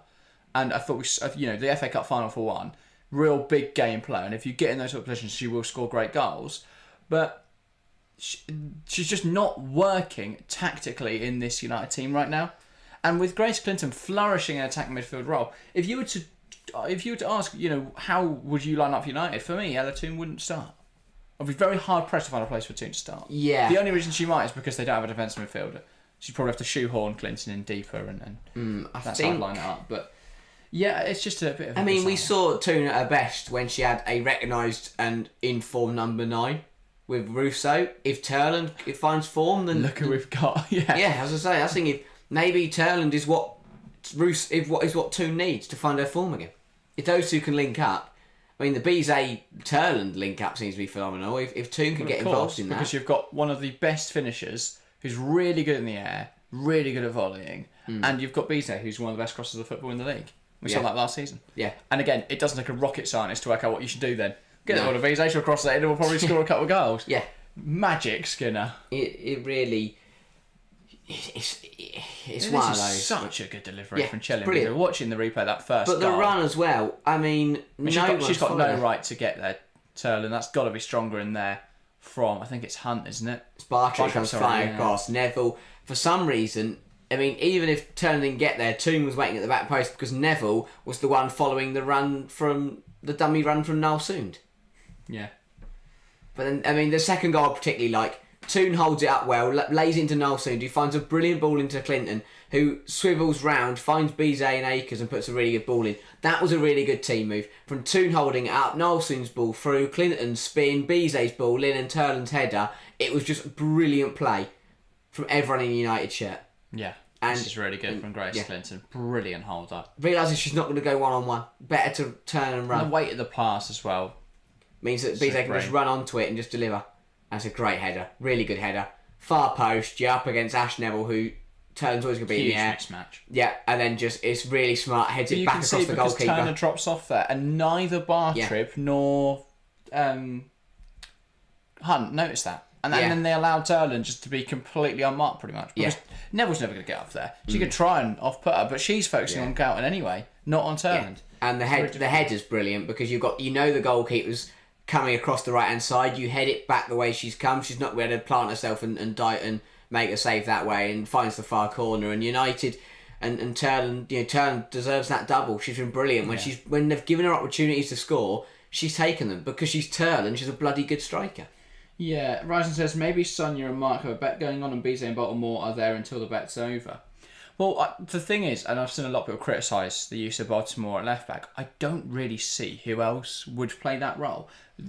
Niamh Charles is the perfect left back, but Niamh Charles has a dislocated shoulder. So until her shoulder is relocated, we have to put Sonia Baltimore there. And I get, people go, well, she's not a left back, and she gets physically out-muscled. Have we seen that result in a goal yet this season? No. So I don't think there could be any real complaints yet. The position we are getting caught out in is the actual right back playing right back. Play Lawrence there. That's it, because Lawrence is your other option at left back, but she's right-footed. But does Ashley Lawrence score the goal that Sonia Baltimore scored against Arsenal? Exactly. Yeah, exactly. And so that's my thing. You look at how they play, Chelsea, and what they're doing at the moment with writing on that left-hand side and making her drift inside, sort of the Caldente position, where Caldente played for Barcelona. You see them drift inside to form two attacking midfielders with Lauren James. You then see Sonia Baltimore overlap and you create this 3-2-4-1 type shape, which teams love playing. If United were doing that, I'd understand it, but they're not. So many times, because Clinton isn't coming inside all that often. What they're doing instead is Clinton's coming out wide, Bizet's pushing up wide, Toon's coming across, Narsunda's, everyone's just running forward into the space that's left. It's not a system that makes any logical sense. Yeah. So I would get it if they were doing what you'd expect them to do. And I did get what they were doing with Galton last week, where Galton was overlapping and you'd see Bizet creep in this width on the right, Galton on the left, Toon and Clinton, your two orchestrators in those attacking midfield roles, turned up front. I get that. That makes sense. This doesn't make sense at all to me. Is it... and you can easily do that, by the way, because you can put Letizia at right back, I think you get that situation back through. There's a reluctance to do that because Letizia is so crucial as one of those centre halves. But you've got Janssen, who is who's a very good centre half. Obviously, with no Riviere, they are limited at right back options because Mannion's not great. But it's one of those for United. Yeah. I understand. They've got players who can play there. It feels like they've gone to their last resort option. The issue is they want to play Dominic Janssen as a defensive midfielder because they didn't sign a defensive midfielder other than Simi Awujo, who I don't think is ready for this level yet. No. And that's a huge issue. How you can lose Katie Zellum and go, well, I'll be all right. They don't worry about that. Yeah. The only aspect they replaced with Zellum is their penalty taking ability. That's all they replaced. Isabella made a good point saying, interested to see how United would go against a stronger side with the way they've been playing. The thing is, I think a team like Chelsea would have scored 3 goals in the first 20 minutes. And then the confidence is gone for United. Yeah. I think because Chelsea are clear cut. City probably the same. Oh, yeah. Arsenal for a hit. This would be 2-0 United. Yeah, because they'd hit the bar 5 times. Oh. But no, the difference is Arsenal are good defensively. So I think they probably would have been alright. Maybe. I don't think they'd let Bizet put that ball in. I think it's hard to judge because if United had played, if the first half, but Arsenal probably would have put one in the back of the net eventually. Yeah. And that's the thing. When United rock out a big side, will they play like they did in the first 30 minutes, or will they play like they did at the end of the half? That will completely change the outcome. If they play like they did at the end of the half, they could take points off the big three. If they play like they did in the first 30 minutes, they'll lose heavily to the big three. Yeah, that's the extent of the performances. Isabella saying, I think Toon also gets away with it at United because she occasionally has a standout game.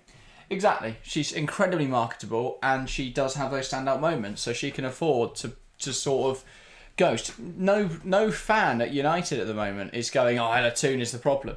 Because nobody there, because everyone likes Toon, nobody wants to direct blame her way. So instead it's, oh, Skinner's the problem, or this is the problem. There's no investment here, whatever. Skinner is also the problem.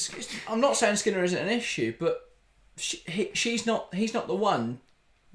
I don't know. Maybe I'm wrong, but I don't think Toon is doing enough, and I don't think it's down to the system. The problem is, it's at a point where I don't think she's playing. She's not playing well, but she's not playing bad enough that means that people are gonna start. Well, she's just doing nothing. Yeah, which I'd argue is worse than playing badly, because at least if playing badly, there's something there to fix. But what is there? Because she's just not involved. She's not, you look at United's attacks today, and they don't involve Ella Toon at all. But she goes and that unnoticed. is a big difference from where they were last season. That is, and Does she? that is interesting. She doesn't Yeah, notice because she's not touching the ball. exactly. That's what I'm saying, though. Like, don't get me wrong. Sometimes I think some of her contributions are underrated. Like the ball, she often gets the pre-assist where she'll pick out a ball to a wide player and then cross the ball in or something like that. She's not even doing that today, and so that for me is the big difference, because I don't think Ella Toone offers you anything that Grace Clinton doesn't. I think Clinton offers you so much more right now. Yeah, well, maybe that is the issue, that someone's come in and taken a role that is better. But then they can't. I don't think the two of them are working together at the moment. No. So for me, the one to drop is Ella Toone. But they won't do that because it's Ella Toone. It'll be interesting. We've seen them shoehorn her into a wide area, drifting inside type role. But again, I don't think she's particularly good at that. Manchester City already at Anfield, or arriving at Anfield, dancing in the tunnel. So they're very excited for today's game.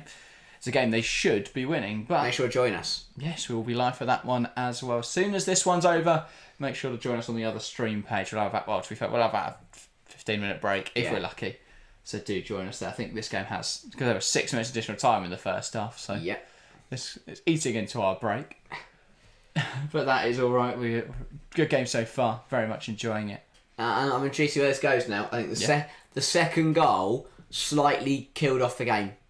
And by that I mean that I think at 1-0 Tottenham could come back swinging. 2-0 just gives United an extra edge in the second half. Yeah. Although, as I said, Tottenham have already come back from 2 goals down this season, so maybe... And it's not like United to throw away a 2-goal lead, is it? No. That doesn't sound like something United would ever do. Yeah. So, they're home and dry. But yeah, there has been a chance to Tottenham. They've not been able to take them yet. That's got to change, really. Yeah, it has. It really has. There's that Spence chance tipped over the bar. The problem is, Tottenham have been limited somewhat to pot shots at times. Yeah, that is true. And does she need to hit this? Could she try and play that through for Thomas? Maybe. Probably not to Thomas. I mean, I don't know. I mean, the other thing as well, you've seen some of the shots that England and Thomas have taken today, and they've just been nowhere near. Yeah, they're rushing them a lot. There was that chance for England where she hit it with her left foot and had a play. For me, she's got to do better there. Either get a shot away that's on target, or take a touch, turn and try and get a better shot away. Yeah. But that for me was just was not good enough. Yeah, no, definitely. Big second half then. United are either going to go joint top of the league and take 3 wins from 3, or well, Tottenham. exactly. And I keep criticising United, but they are winning. They are. When does this stop? When they stop getting away with playing really badly? Well, that's the thing. But again, that's what I think. Skinner, you have to give Skinner credit today, because he realised it wasn't working and he changed it, and then it worked. Yeah.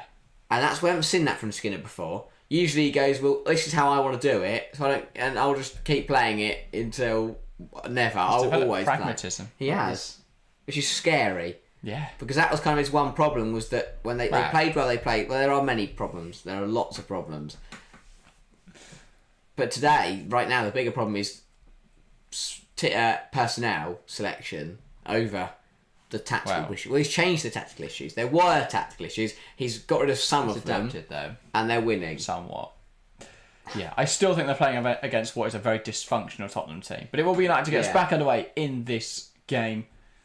They've got a 2-goal advantage. Can they hold on to it here at the Lay Sports Village? Well, it'll be 2 to get us a start, and she knocks it back, and we're back underway. Dominic Janssen in possession. Letitia Narsoon. No change at the break then for either side.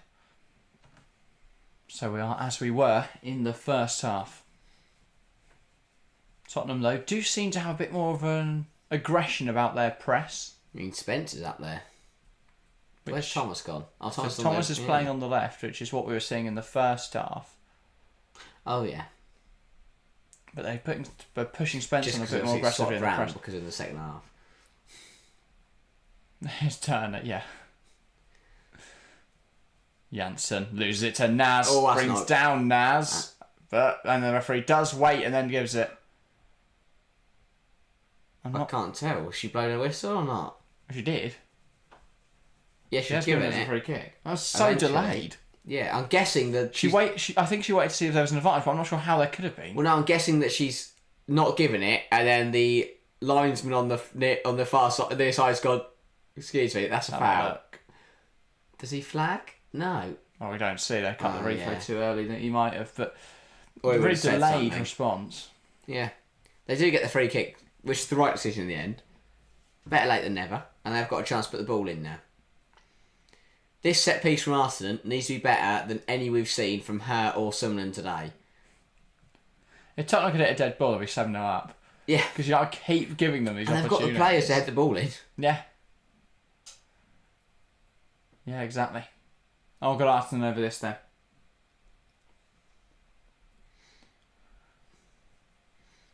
Claire Hunt's waving her arms at the far post. Is that where it's going? It goes towards England, who can't get it. Spence heads it. It's flicking around the penalty area. Thomas puts it on target. It's a real tame effort. Tyler's choice and no issues claiming that. Yeah, Spence can't really do much with it. Ends up just having to head it at Turner, who then heads it down to Thomas, who can't really generate any power behind it. The ball's very still and on the swivel. Just couldn't really get anything behind it. Yeah. Thomas on the ball. Down the line into England, who was competing with Janssen there, and she does hold on to it well. Thomas, Spence, here's Summonen. A ball inside to Bartrip. Now Neville. Annabelle Saney asking thoughts on the Aston Villa match coming up. Well, they've got Leicester. That kicks off in 20 minutes, obviously. I think it's a game they'll probably win. Watching how they've played so far, I think Mikel's a very good manager, Andy Mikel, but it's not really working yet at Leicester. They're still taking time to adapt. It's a sort of game where they could exploit DePaul because, Villa have played well, but they've not won yet. They've got a point to their name. That's the thing. For Villa, the results don't show the performances. They were brilliant against Chelsea, didn't get into the game. They were better side against Tottenham, they drew. And again, the Brighton game was a weird and wacky one. That they were down so 10. Much, it was 2-2 and they got sent off. So much could have changed there. Exactly. So, and there was a penalty. Yeah, exactly. So they've played well, Villa. They need to get the result today, though. Today is the type of team they need to be beating. Leicester, I don't know what's going on. They've dropped their best players. I'm intrigued to see how they're going to play. But yeah, Villa should win. But I like it from Mikel because I don't think Noemi Mouchon's had a great start to life. Putting Mamiki in that role, I think, could work. Be interesting to see. Yeah, United just trying to get a sense of calm on this second half because Tottenham have started fast. They're flown out the gates and they're putting under a little bit of pressure. So United just need to get back in control. It's well held on to by Turland. Foul in there, though. I think it's just checking a head injury, to be fair, for Marta Thomas. Just took a knock. Just going to take a minute. Not Marta Thomas, sorry. It's Hunt. Yes. I just assumed from the position that was an attacker. Yeah. She obviously came flying forwards. Oh, there's not much in that. I thought this is the shoulder of Clinton that hits her face. I think she goes to the head and doesn't get the ball and ends up heading Clinton's shoulder. Yeah. Which is a bizarre one. Bit of an odd one. But yeah, the 2 o'clock kickoff's kicking off in 15 minutes. Then we've got past Brighton as well, which I think will probably be a comfortable Brighton win. But past did look very good against Leicester last week. They did. It's like a game at home. They could cause an upset. Impressive. Yeah, indeed. And then Everton West Ham as well, which at the moment seems like a relegation 6-pointer. Yeah. If there is a winner there, that's a huge 3 points. Especially since, Crystal Palace will probably lose to Brighton, so you'll go ahead of them again. Yeah. Obviously Villa and Leicester both can't win, so one of them will be stuck on 1 point, or they'll both be on 2 points. Here's a chance for Turner to complete a hat-trick. What a save. Tipped onto the post wonderfully by Rebecca Spencer. Grant down the line to Thomas. That's cut out by Clinton. Clinton looking to put the ball into the box. One back by Tottenham. Artinen tries to poke it out. Seen out well. I'm not sure why that's been seen out. Yeah, no, it's definitely a United throw from nowhere really. A lovely ball through from, unsurprisingly, Grace Clinton. First time plays a return and Turn does the right thing. It's a really good stop from Spencer. Tips on those first time. Lovely ball to Clinton and a good save from Turland. Here's Clinton again. No, that's a big clearance. That was aimed for Turland. It's dealt with. That's a foul. And that is a foul for Turland. I mean, Tottenham are just way too. It's something off Elizabeth Turland. It's illogical. Yeah. If there was one player in the United side, I wouldn't stand off. Well, Bizet and Clinton, but Elizabeth Turland. Don't give her so much space in the box. She's getting between the two centre halves, and that's causing a whole host of issues. And now it is Hunt on the deck. Or is it Grant? Sorry. Similar, I think. Is it not? Can't say. It is Grant, yes. Or is it? No, Similar. Well, the two with the pink and orange boots. Yeah. Just got lumped into. Yeah. Won the header and then just got lumped into by Turland. But again, Spencer keeping Tottenham in this game, really. If Turland has got a third there and got United's third, that would have been game over, probably. I wouldn't have seen Tottenham coming back from 3-0. BJ and Skinner having a conversation. Not quite sure what about. BJ's going to ask if she's going to stop playing right back. And he's like, you've got to assist. What are you moaning for? This is your position now. But yeah, Turland delivering. Yeah. Of course, she waited till she was out of my fantasy WSLT to do that. Yes. Had her for the first 2 game weeks. Took her out because obviously she didn't play. I was going to take her out anyway, to be fair, to get in Shaw. Since then, Shaw dropped 4 points against... Who did she play? Oh, she was on the bench, wasn't she, last week? Yeah. And I do have the armband on her today, so hopefully she starts this time. I went Frank Kirby against Palace. Ooh, like it. Yeah, Summoning back to her feet. Yeah, Grace Clinton, another one who's been brilliant today. Another really good performance from Clinton. Doesn't have a contribution to show for it yet. I mean, should have had an assist here. It's a brilliant ball through. Turland does everything right with the finish. Yeah. It's a really good stop from the Tottenham keeper. Yeah, indeed. Antonio saying Toon awful. I mean, yeah, that's what we were talking about at half time. Really quiet performance from Ella Toon again today. Yeah. I was saying I just can't see the justification for her to continue starting. No. United on the ball. And here is Ella Toon. Janssen. George. Carrying down this left-hand side. Now Toon. To Galton. Nice stuff from United. Back to Ella Toon. Trying to shut us up. It's a poor shot. I think she's trying to poke it through the legs. I think she's trying to go through the legs of the centre half and then shoot. Trying to carry that forwards. Gets brought down in there. No foul though. Given by the referee. Tallis Joyce. Now Turner. George. Back to Millie Turner.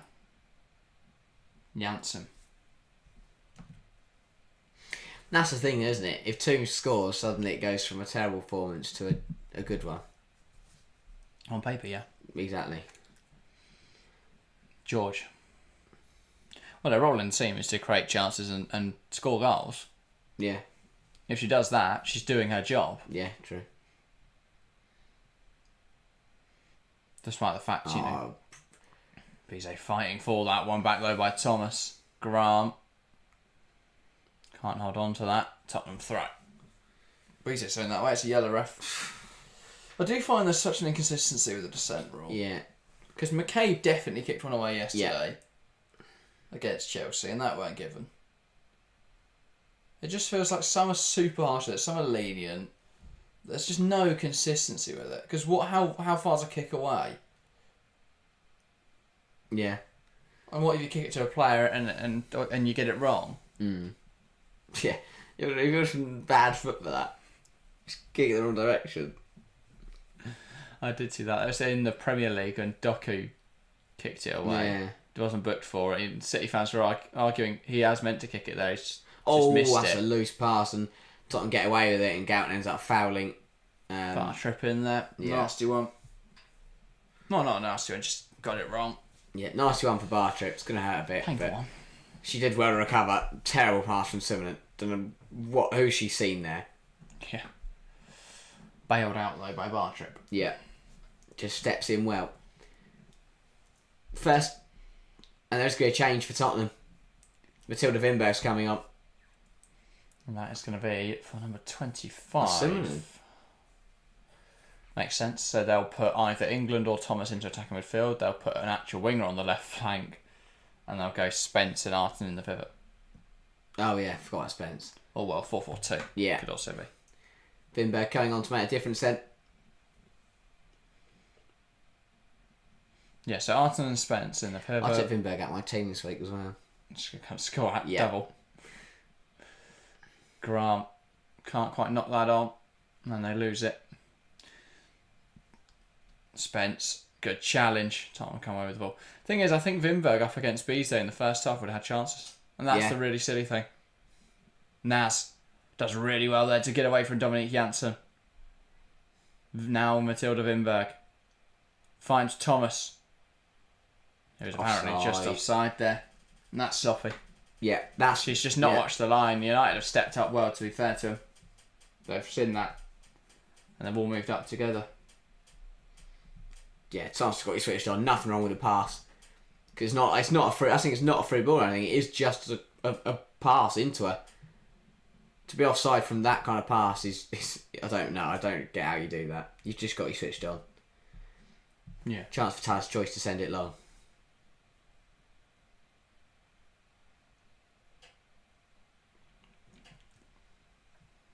And what's bizarre is that after a really poor first 30 minutes in this game, United are now half an hour away from 3 wins and 3 clean sheets, and maybe another 3 goals. Galton, 2 on the overlap. Ball in, it's dealt with as a plain round ball, and it's a penalty for Manchester United. And a chance for Elizabeth Turland to cap off this performance with a hat-trick. Yeah, no complaints from anyone on the Tottenham shirt. The ball goes in from 2. Neville, I don't know why her arms are up there. Awful game for Ashley Neville. She's been out-jumped, she's been out-ran, and I've just given away a penalty. Yeah. Because she's running like this. And this is where it cut. I mean, this is where it's hard to say, because in the Premier League, that's not a penalty now. Oh, it's going to be 2 from the spot. Not going to give it to Turland, despite the fact... Oh, no, she is. She's walking away. I was going to say... That's the longest... It's a Tissier. What? Sorry?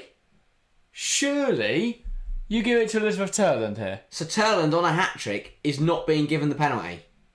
Unless this is also a dummy. She was Brighton's penalty taker.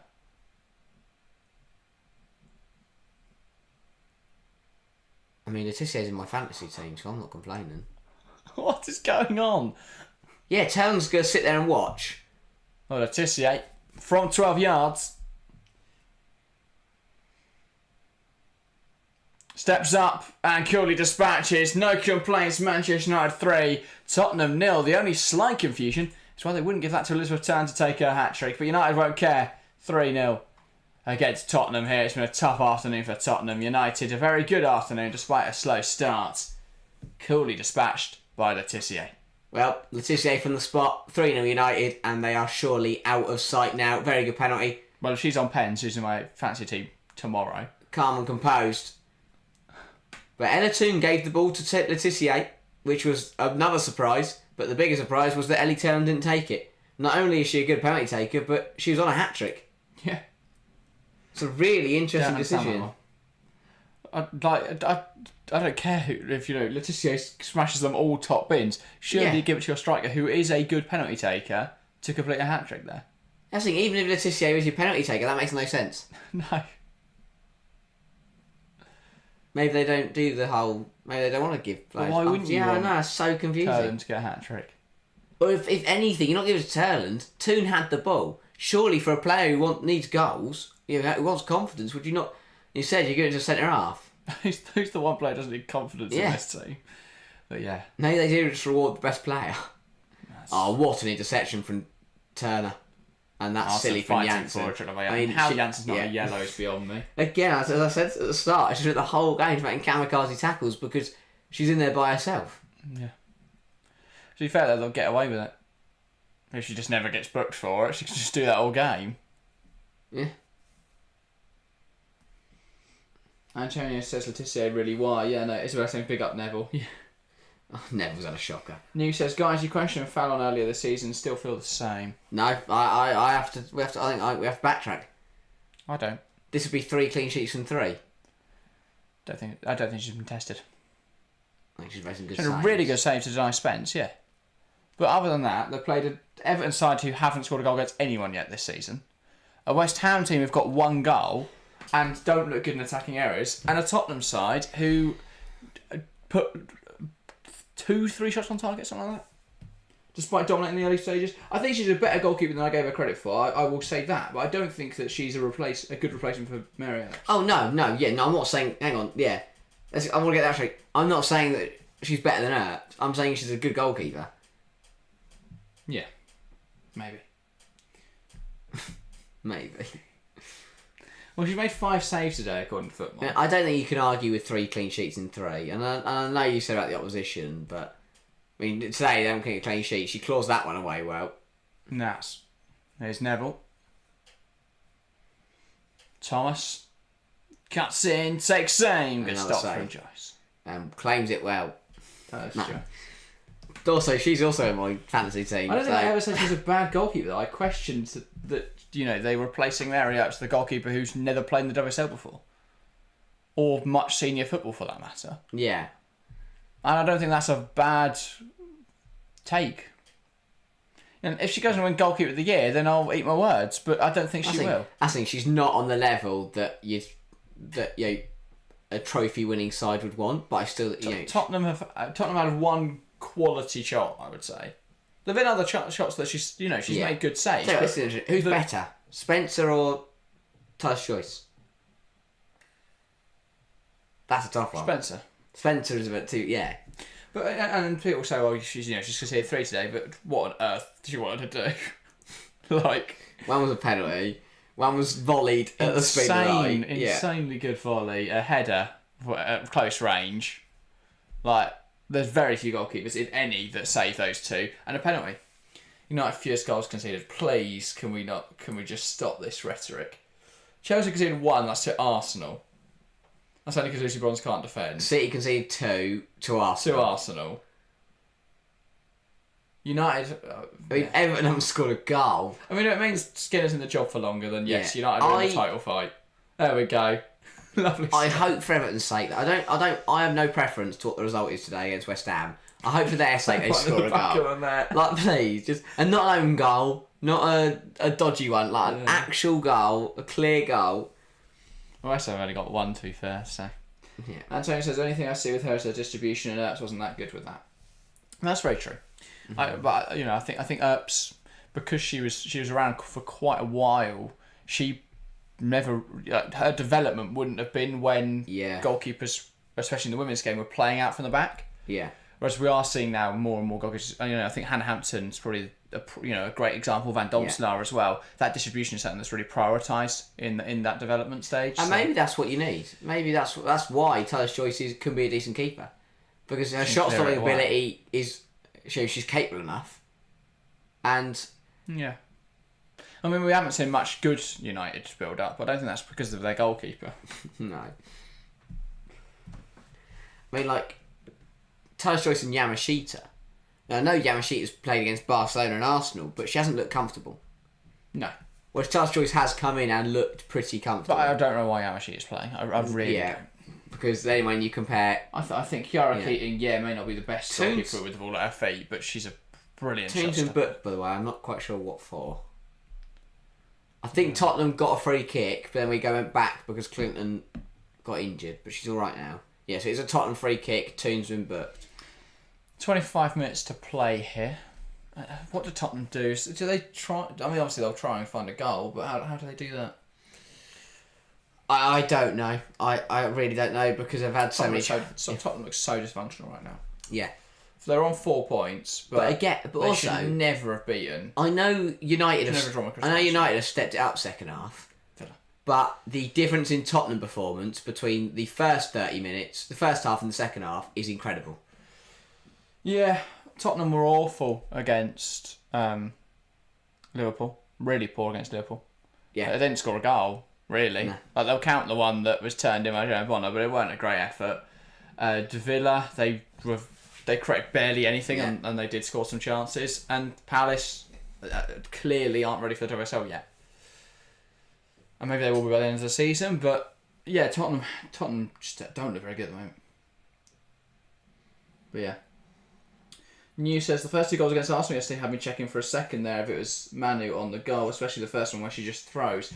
Well, that's a bit of a weird one. She wouldn't have... I don't think she could have got across there in time, but everyone just watched as Ramirez's overhead kick just floated in. I think because the ball would really get... I don't really know what happened there. Because it was such a slow shot from Ramirez, I don't think I think it looks easier to save than it was. Because it did end up looping into the top corner. It just looped up in the air for so long. Yeah. So I don't really get that one. I don't know what you want her to do against the Baltimore header. Yeah.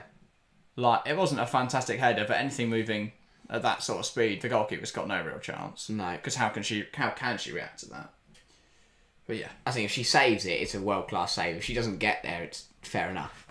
Yeah. Antonio says, I want to see 5. I did predict a 5-0. That would be a hell of a result for United. I said 3-1. I said 2 on Tottenham. Which, off the first 30 minutes, it would have been. Exactly. Tottenham just didn't take their chances again today. No. I thought they would. Vinberg brought down that silly from Grace Clinton. No chance Tottenham to put the ball in the box. Yeah. They've had so many set pieces, it's unbelievable. Like, I've lost count how many corners and free kicks I've had. Well, luckily statistics exist. We don't have to go off what you're guessing. I'd roughly say 12. 7 corners. And I'm not sure if there is a free kick. Got fouls, United fouls. You'll then don't all get thingy. 11 fouls for United. Well, they're all free kicks. True. Oh yeah, it was given as a foul. 11 fouls, 1 yellow. Name one other team that gets that. Like, that's an utter joke. Incredible numbers. Well, Dominic Jansen's committed 10 of them. She's not a yellow yet. Toon's made a 1 and booked. Dominic Jansen's gone around kicking people and no one's questioning it. How many fouls has she made? 4. And she's not got a yellow card. Yeah. Oh, I'm sorry. You can't make 4,000. So some players will make 4,000 and get sent off. Yeah. I mean, they're not serious, but she is just constantly fouling people. Yeah. And it's not getting... Who's made the other 8 then? Toons 1, got booked. Wow. That's the difference, isn't it? Clinton 1. Maybe 2. Clinton 2. Yeah. Nelson, none. I just don't think... Someone's sitting there on like 6. And they're gone unnoticed. Yamashita starts again for Man City. Like everyone else has got 1. And Lazel... Oh, yes, Lazel's injured. But yeah, so that's very interesting. George, Beasley, Galton all with 1. It's just that Jansen's made 4 and everyone else committed 1 each. And Clinton's got 2. So yes, so City, Miedemar from the Barcelona game, Miedemar's in for Rord. So Rord's in for Miedemar. And Yamashita... Rord starts? Yeah. And Yamashita's playing That's again. that fantasy WSL, just gamble. Nice. I saw Jill Rord Naz. and I thought, you know what? If she plays, she'll do well. Thomas. Ball in, back post, Vinberg. Throws Can't herself get at there. Yeah, that was an ambitious Yeah. leap of faith, it felt like. Even if she got any contact on it, would have got it in. Yeah.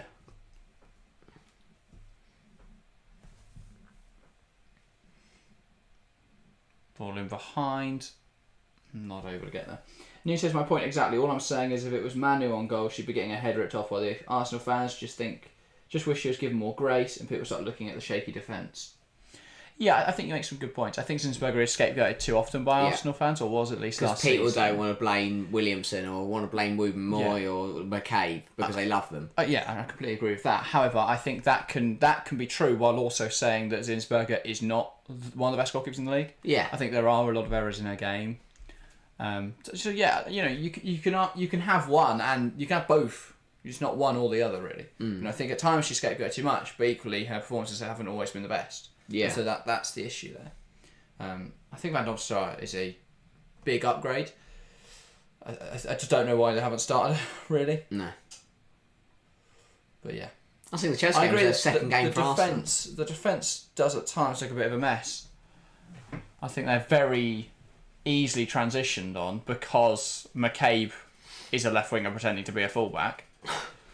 The amount of times she gets caught out. Yeah. There was the one yesterday where if it was anyone other than Vika Captain, Chelsea got the ball in behind. It was anyone other than Vika Captain. I think it was Vika Captain on that. It might have been Carnereed. I can't remember. Either way, it was towards the end of the game, I think. Ball over the top, and McCabe just nodded it on. Yeah. And really, Chelsea should have done more of that opportunity. I think it just fizzled out for a goal kick. Yeah. But they should have done more there. United run it high here, Turland across to Toon, and that's lashed over the bar. A wild effort. Yeah. Got to be better at that. Got to find the target there from Ella Toon. Sending it wildly over the bar. Yeah, Tottenham just caught in possession. And it was Hunt. Tried to do too much with it. Got pounced on. Turland over to Toon. Toon blazed it over, but... Also, I don't like to read too much into ratings, but in a game where United have won 3-0 at a Toon with a 6.2 on FootMob. Now, obviously, they do often correct those after the game because results... When the team wins, they tend to bump it up a little bit and stuff. But the yellow card will knock that down a bit. But that's fair. I think it was 6.2 before the yellow. And you can mitigate it by saying, well, she won a penalty, so that will bump it up a bit. It was handball. But she still won a penalty. Does it count? Is that how the count works? Penalties will be won, but it's not on their base stats. But, yeah. Wow. 0% tackles won. 30% ground duels. 68% pass accuracy for Toon today. Yeah. From a Tottenham point of view, this is... 0 chances created. Concerning. Oh yeah, Tottenham look really bad. They've not performed really well worried. this season at all. No. The fact they've got 4 points will be music to their ears. Yeah, and the issue for Tottenham is they've got Chelsea next weekend, I believe. Yeah, Chelsea next weekend, West Ham after that, City after that, Arsenal after that. Like, if they have to beat oh dear, they have to beat West Ham. Well, yeah, if they don't beat West Ham, they are going to lose 5 games in a row there. 6 games in a row when you count Liverpool. Not from last week. That's a really horrible run. But the issue is... I think they've had their Crystal Palace. Yeah. And Liverpool's a game where, if they were on it, they drew this game last season. United's, exactly. And that's the issue, is that Tottenham can't... They beat Arsenal. I don't see that happening. Huge step backwards. Yeah. Not getting Clinton permanently was a big loss. Losing Bize, a huge loss. Yeah. Yeah, it's just, there's not... And the people say, there's not a huge difference in their team from last year and this year, bar those players. But though they were their best 2 players, and if you're not moving forwards in football, you're always moving backwards. Yeah. And I don't think they did enough in the market. When you've got players like Ash Neville who are just getting worse. I don't think Neville was very good last season. I know, yeah, but you think this season... Well, she gave away a penalty in the Liverpool game. She gave away 2 penalties. She was at fault for all 3 goals today. I think putting fault on her for the first one's harsh. The second one, she lost the aerial drill. The third one, she handballed it. She's given away 2 penalties in 2 games. Yeah. The thing is, it's not like the second one again. It's not her fault, but she could communicate that she's got 2 players on her at the back post. She doesn't. But it's also on centre halves for letting Turner out of their sight. And for the fact that Bize was in absolute acres. Do we know when United are playing Chelsea? That game has not been rearranged. Picked by England off a line by game. Based on my predictions, which is always 100% correct, I would say it probably won't be till the new year because I don't see when they're going to fit it in. So obviously this midweek it's UWCL. Then we've got 2 weeks of internationals. Mm-hmm. Then I think it's Women's League Cup. The week after internationals, 2 weeks of UWCL. I hate the fact they don't coincide. 2 weeks of UWCL. And why then Christmas don't break. they play the Conti Cup at the same time as the Champions We're going to end up with some stupid situation now where Chelsea end up playing Man United within a matter of weeks. It'll be like a Friday and a Monday. No, I don't think they'll play. I don't think it'll be that close. But United play Chelsea. Oh no! I meant in terms of that will probably be the scenario though. They will have a game on a Wednesday. United into the season, by the way. No. They play Chelsea in Matchweek 20, City in Matchweek 21, and then Arsenal in Matchweek 22. Beautiful. Triple change for United. Okay, it probably won't be that late, but I think that'll probably be mid-February sort of time. Turland's coming off for Rachel Williams. No hat-trick for her. Don't know why they didn't give her the penalty to get her hat-trick, because now she's only got a double. But if United were to meet Chelsea in any of the cups, or both of the cups, we're going to watch Chelsea Man United 4 times, I think, in 6 months. Potentially. So, yeah. Or at minimum 2. Turland, Toon and Nalsund, that rhymes, off for Williams, Miyazawa and Awujo, I believe. Awujo. But yeah. I think this will be interesting. I don't know why Hinata Miyazawa's not been given more opportunities than she. Could she? Never bench Ella Toon. If Toon isn't performing. I mean, I would, yeah, but they won't. Williamson is a very handy backup. Rachel Williams. Prove that, yeah. Not Am I calling him Williams? Yeah, Williams. And yeah, Awujo. I'm intrigued to see how she plays. Yeah, we've not really seen enough of her yet. I just don't think you can replace Katie Zelling, who's your captain, with an unproven defensive midfielder, and they're not doing that, which makes I get why they're benching her, but Yeah. you've not signed any other defensive midfielder. And she's not looked bad when she's played. You surprised the other option, obviously, Hayley Ladd. Yeah. And we've got an early goal in one of the 2 o'clock kickoffs Ooh. there. West Ham 1-0 up against Everton. Everton 0, West Ham 1. in big trouble. Well, that's not a great start, is it? And they're at home this week. They don't have to travel to London on a coach. Yeah. Yeah, that's tough. Who scored? I'd put a lot of money on Ueki. Denton. Oh. Anik Denton. I'd lost a lot of money. Just say you set it up. Yeah. Say you set it up. So yeah, not a great start then for Everton. 10 minutes gone there, 1-0 to the visiting Hammers. That's a poor pass from Letitia. Neville punishes. Takes aim, and it's a wayward effort. Not bad. Yeah, no, it weren't terrible, to be fair. Not a bad effort, but as a right back, you can't. I mean, just a terrible pass from Letitia. Yeah. Caught it nicely. Uncharacteristically poor. Yeah. Usually a flawless player, Maya Letitia. Now a change for Tottenham. That is Sasiki. I think it's Sasiki, yeah. Yeah, coming on from Martin Thomas. Another not great game from Thomas. Didn't really get involved, to be honest. I'd put her on the right wing, left wing for most of it. It's not really her position. No, we mentioned it in the build-up. We said that was going to happen. Yeah. They're just shoehorning players in at the moment, Tottenham. Yeah. I don't think Villaham's happy with how his attack looks. But they're scoring goals, so why would you change it? But they're not, are they? Oh, yeah, good point, because they did just stick to it. Liverpool did score 2. They scored a few against Palace. But I I would think Palace solve are the very defensive good. issues because you've got the quality up front, whereas if you defend well, there's always a chance Beth England can score a goal. Which is everything's been going wrong. They've not been defensively bad, really. Like they've kept out a lot when they really shouldn't have. Well, that's the thing. They're under so much pressure that they... This is good from Wimberg. That's a block in there. I'm not sure how they've given that as a goal kick because that ball has flicked. She's hit it. It's flicked up. Yeah. I would expect to see Wimberg start the next game. I would want her to, but I don't think she will. Mm. I think against Chelsea they'll play that same front three. Did you join for that next Sunday? Which is bizarre because Thomas won't punish Bronze in the way that Wimberg would. Yeah. Wimberg would cause Bronze a lot of problems. Yeah, spot on. Tyler's choice only that long. Head up in the air from Wimberg. Spence coming in. And Thomas would work if you had Nilden bombing down the line. Well, and then you have like a front four. Thomas running inside. Mm. Neville sends it up the line. That's an ambitious one for Suzuki to get to. Actually doesn't. Out now for a United throw. Yeah, United just in game management mode for 10 minutes. Yeah. Miyazawa, now Leia Galton. Tries to switch the play. One back by Wimberg. I feel like on days like these we need a Soccer Saturday style setup where we've got people watching the other games that we can cut to and go, how have West Ham scored there? And then someone just pops up in the corner and tells us. Sounds very difficult to do though.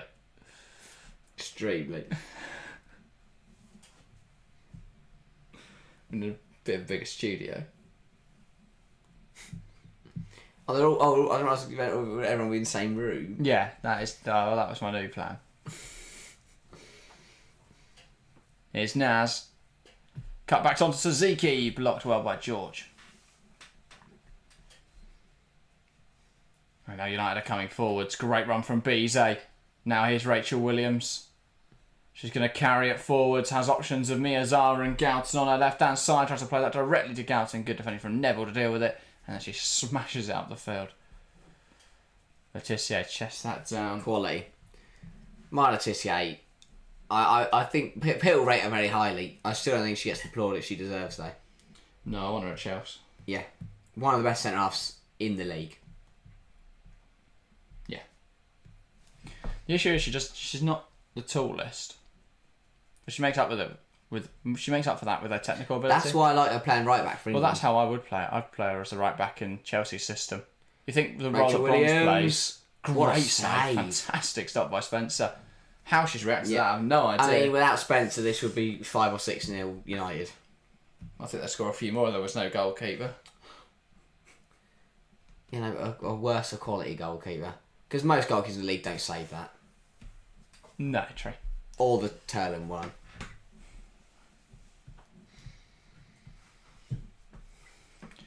But yeah, I want Letizia at Chelsea.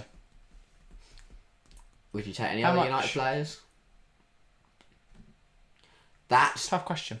That's one of the worst really corners poor I've ever corner. seen. From Clinton. I think Grace Clinton, very good player. Yeah. But yeah, no, I don't think there are any other United players I'd take. You know, Turlin's a great striker, but On a day, she doesn't get minutes over Ramirez or on Kerr. a day, I'd take Ella too. But she's not on her day. Exactly. So, no. And is she playing over Lauren James? God, no. I'd also take Bezo and play her at right back. But yeah, they're a fantastic player, to be fair. In rotation with Kyler Reid. That would be fun. But no, I think the only one I'd take is Letizia. Put her right back, and suddenly that Chelsea is perfect. Because you haven't got a massive hole at right back. You haven't got someone that's just running around. I think that defending was a forward goal yesterday. We'll probably get to talk about it more in about 3 videos this week. Yeah. We'll do Chelsea Arsenal reaction, match day 4 review, and then I'll just do a video dedicated to having a go at Lucy Bronze. But God, the defending was just awful. Mm. And they just got to stand her up, and she just drives. What's the so sharpness easy. of it? Yeah.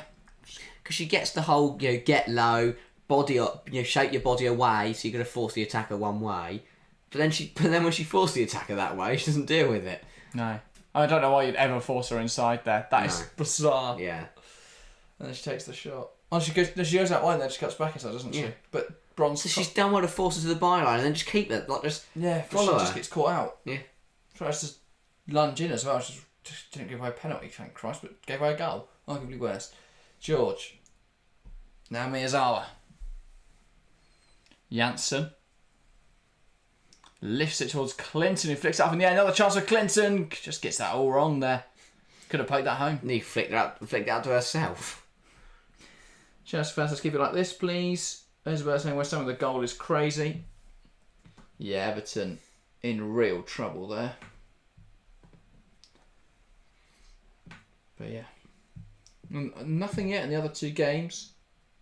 Palace with the only shot of the first 17 minutes against Brighton. Oh, what a shot. Did it go in? Oh. No. Out of absolutely nothing, Clinton saw Spencer off her line and just had a go and had so much power behind it, Spencer at least stepped back over her own line. And Aston Villa dominating against Leicester, it's fair to say. I need 3 to see a shots replay tonight. of that effort. Just looked up and the ball was sailing towards Spencer and she caught it and stumbled and nearly fell backwards into the net. Flicked on in there by Grant, who finds himself massively out of position. Out now for a Tottenham throw. Yeah, what an effort. Can we get a replay, yeah, please? say. Sky Sports. No, so we watched Bizet get out off the floor. Just one says that ref liked the yellow cards Ew. yesterday. That ref was useless yesterday. Nice. God, she just catches his piece on top of Yeah. her head with her hand. We didn't want to see it. But I thought Sheriff Foster was really poor yesterday. She's got a lot of big Yeah. decisions wrong. She did the United game, didn't she? The FA Cup semi-final last season. No, that was Kirsty Down. Oh, okay. You could see... Suzuki tries to carry that inside. It's brought down. Surprisingly, nothing given there. You could see little nudges Johnson. from Neville against the Tottenham Liverpool game. You couldn't see Zeller bounce a bit. Boing, boing. 5 to play. United have realistically, since the penalty, they've just been seeing this out. Neville. They lose it. Miyazawa trying to make something happen in there. Neville wins it back though, and Tottenham carrying that ball forwards. Arsenal brought down Awujo. Good challenge from Drew Spence. It's going to spill out to Hunt. Now Grant goes down the line. Finds Wim Berg. Nice bit of skill. Tries to pick out Suzuki, not really worked out that. And yes, United's turn to try and come forwards. This game's hit that lull now. Both sides know the result. United holding on to their clean sheet. Tottenham just making sure they don't concede another.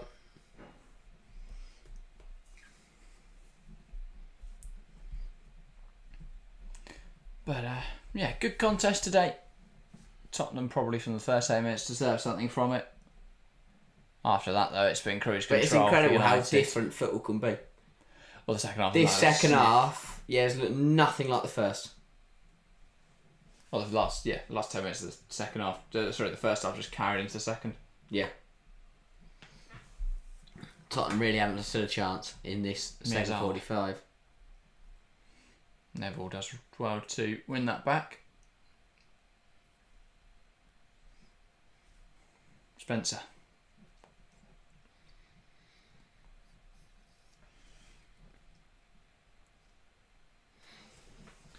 Work to do for Tottenham this season. A lot of work to do. Yeah, I don't really know where it's gone wrong.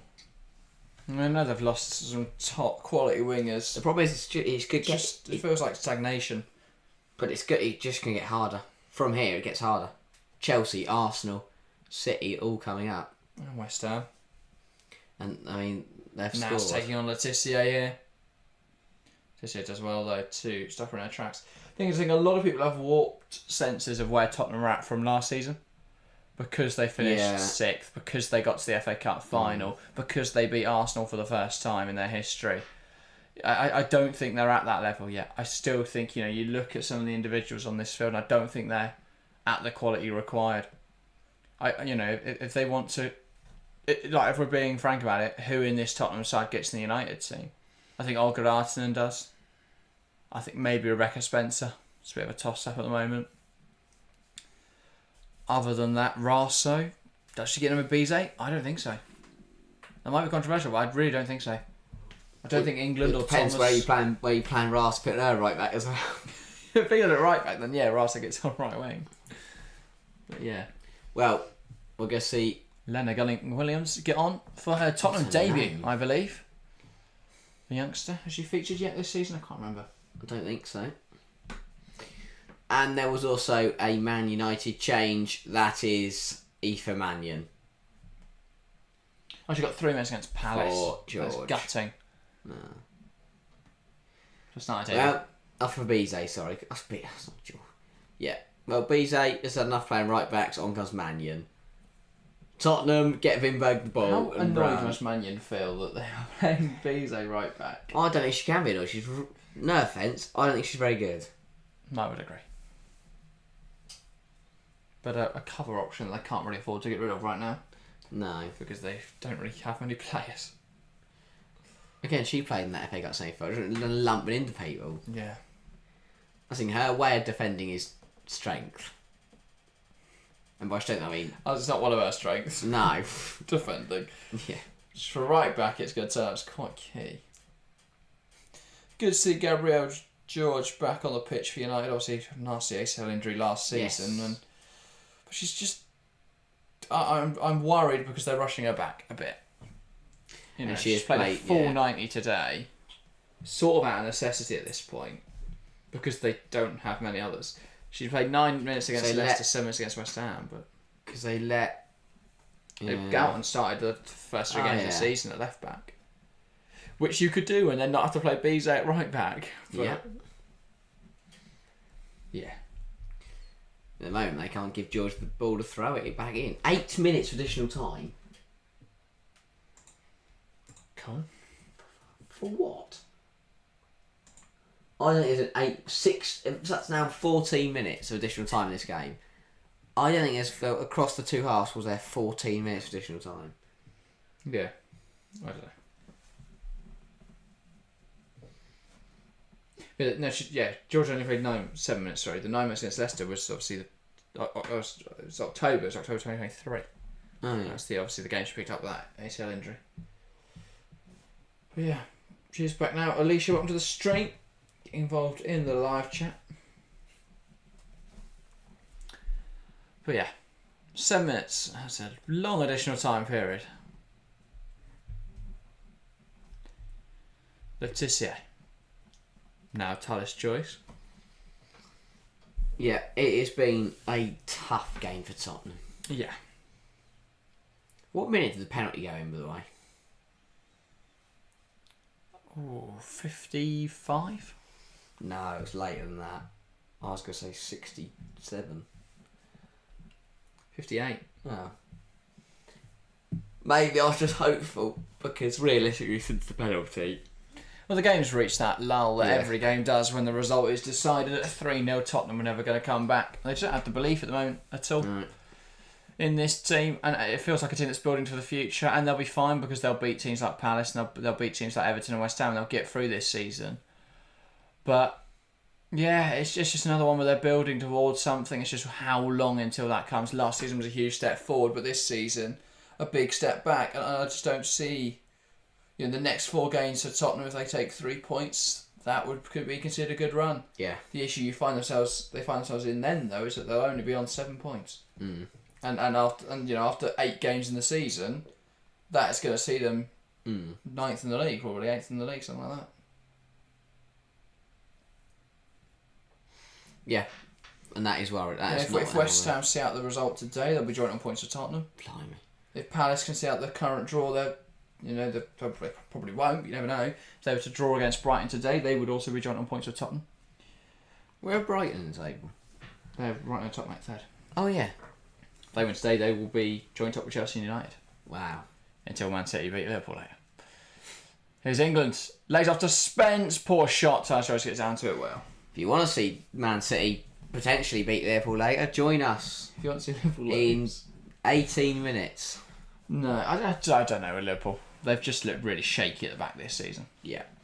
And if there's any team that's going to exploit that, it's probably going to be Man City. But they're Anfield. They look good going forwards. We know that they can be. They are renowned, really, Matt Beard teams for being a really good defensive unit.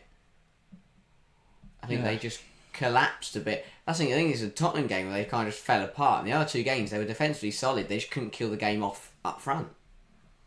Just says it's the history of Tottenham, lol. Yeah, they do. They do have a history of bottling. But I don't know if this is a bottle. They're just not good. Yeah, that's more concerning, if anything. Yeah. Yeah, no, definitely. But I think there've been games this season where they have played all right, but too often. I mean, that's really good for Man United. Miyazawa, that's really good from Spencer off that line quickly. And gathers that ball.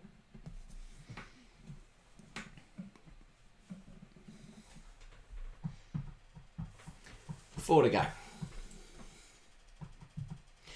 Get a consolation, maybe. Potentially. Now coming forwards now. Wimberg.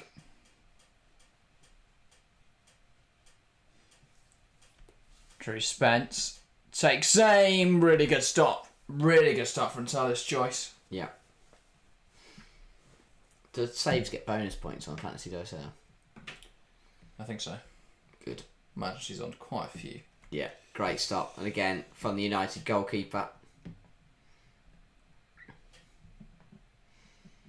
Corner then for the away side.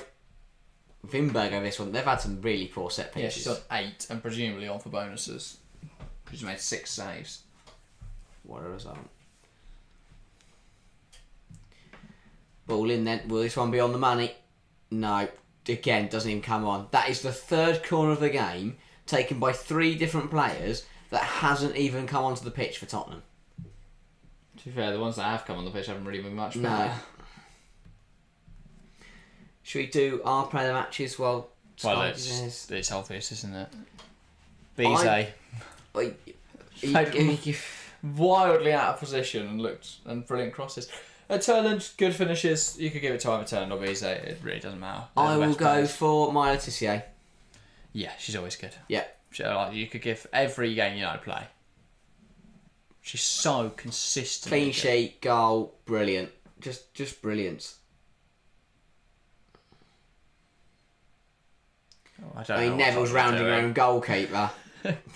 Smartest course of action there, to be fair. Yeah. But how are they in that position?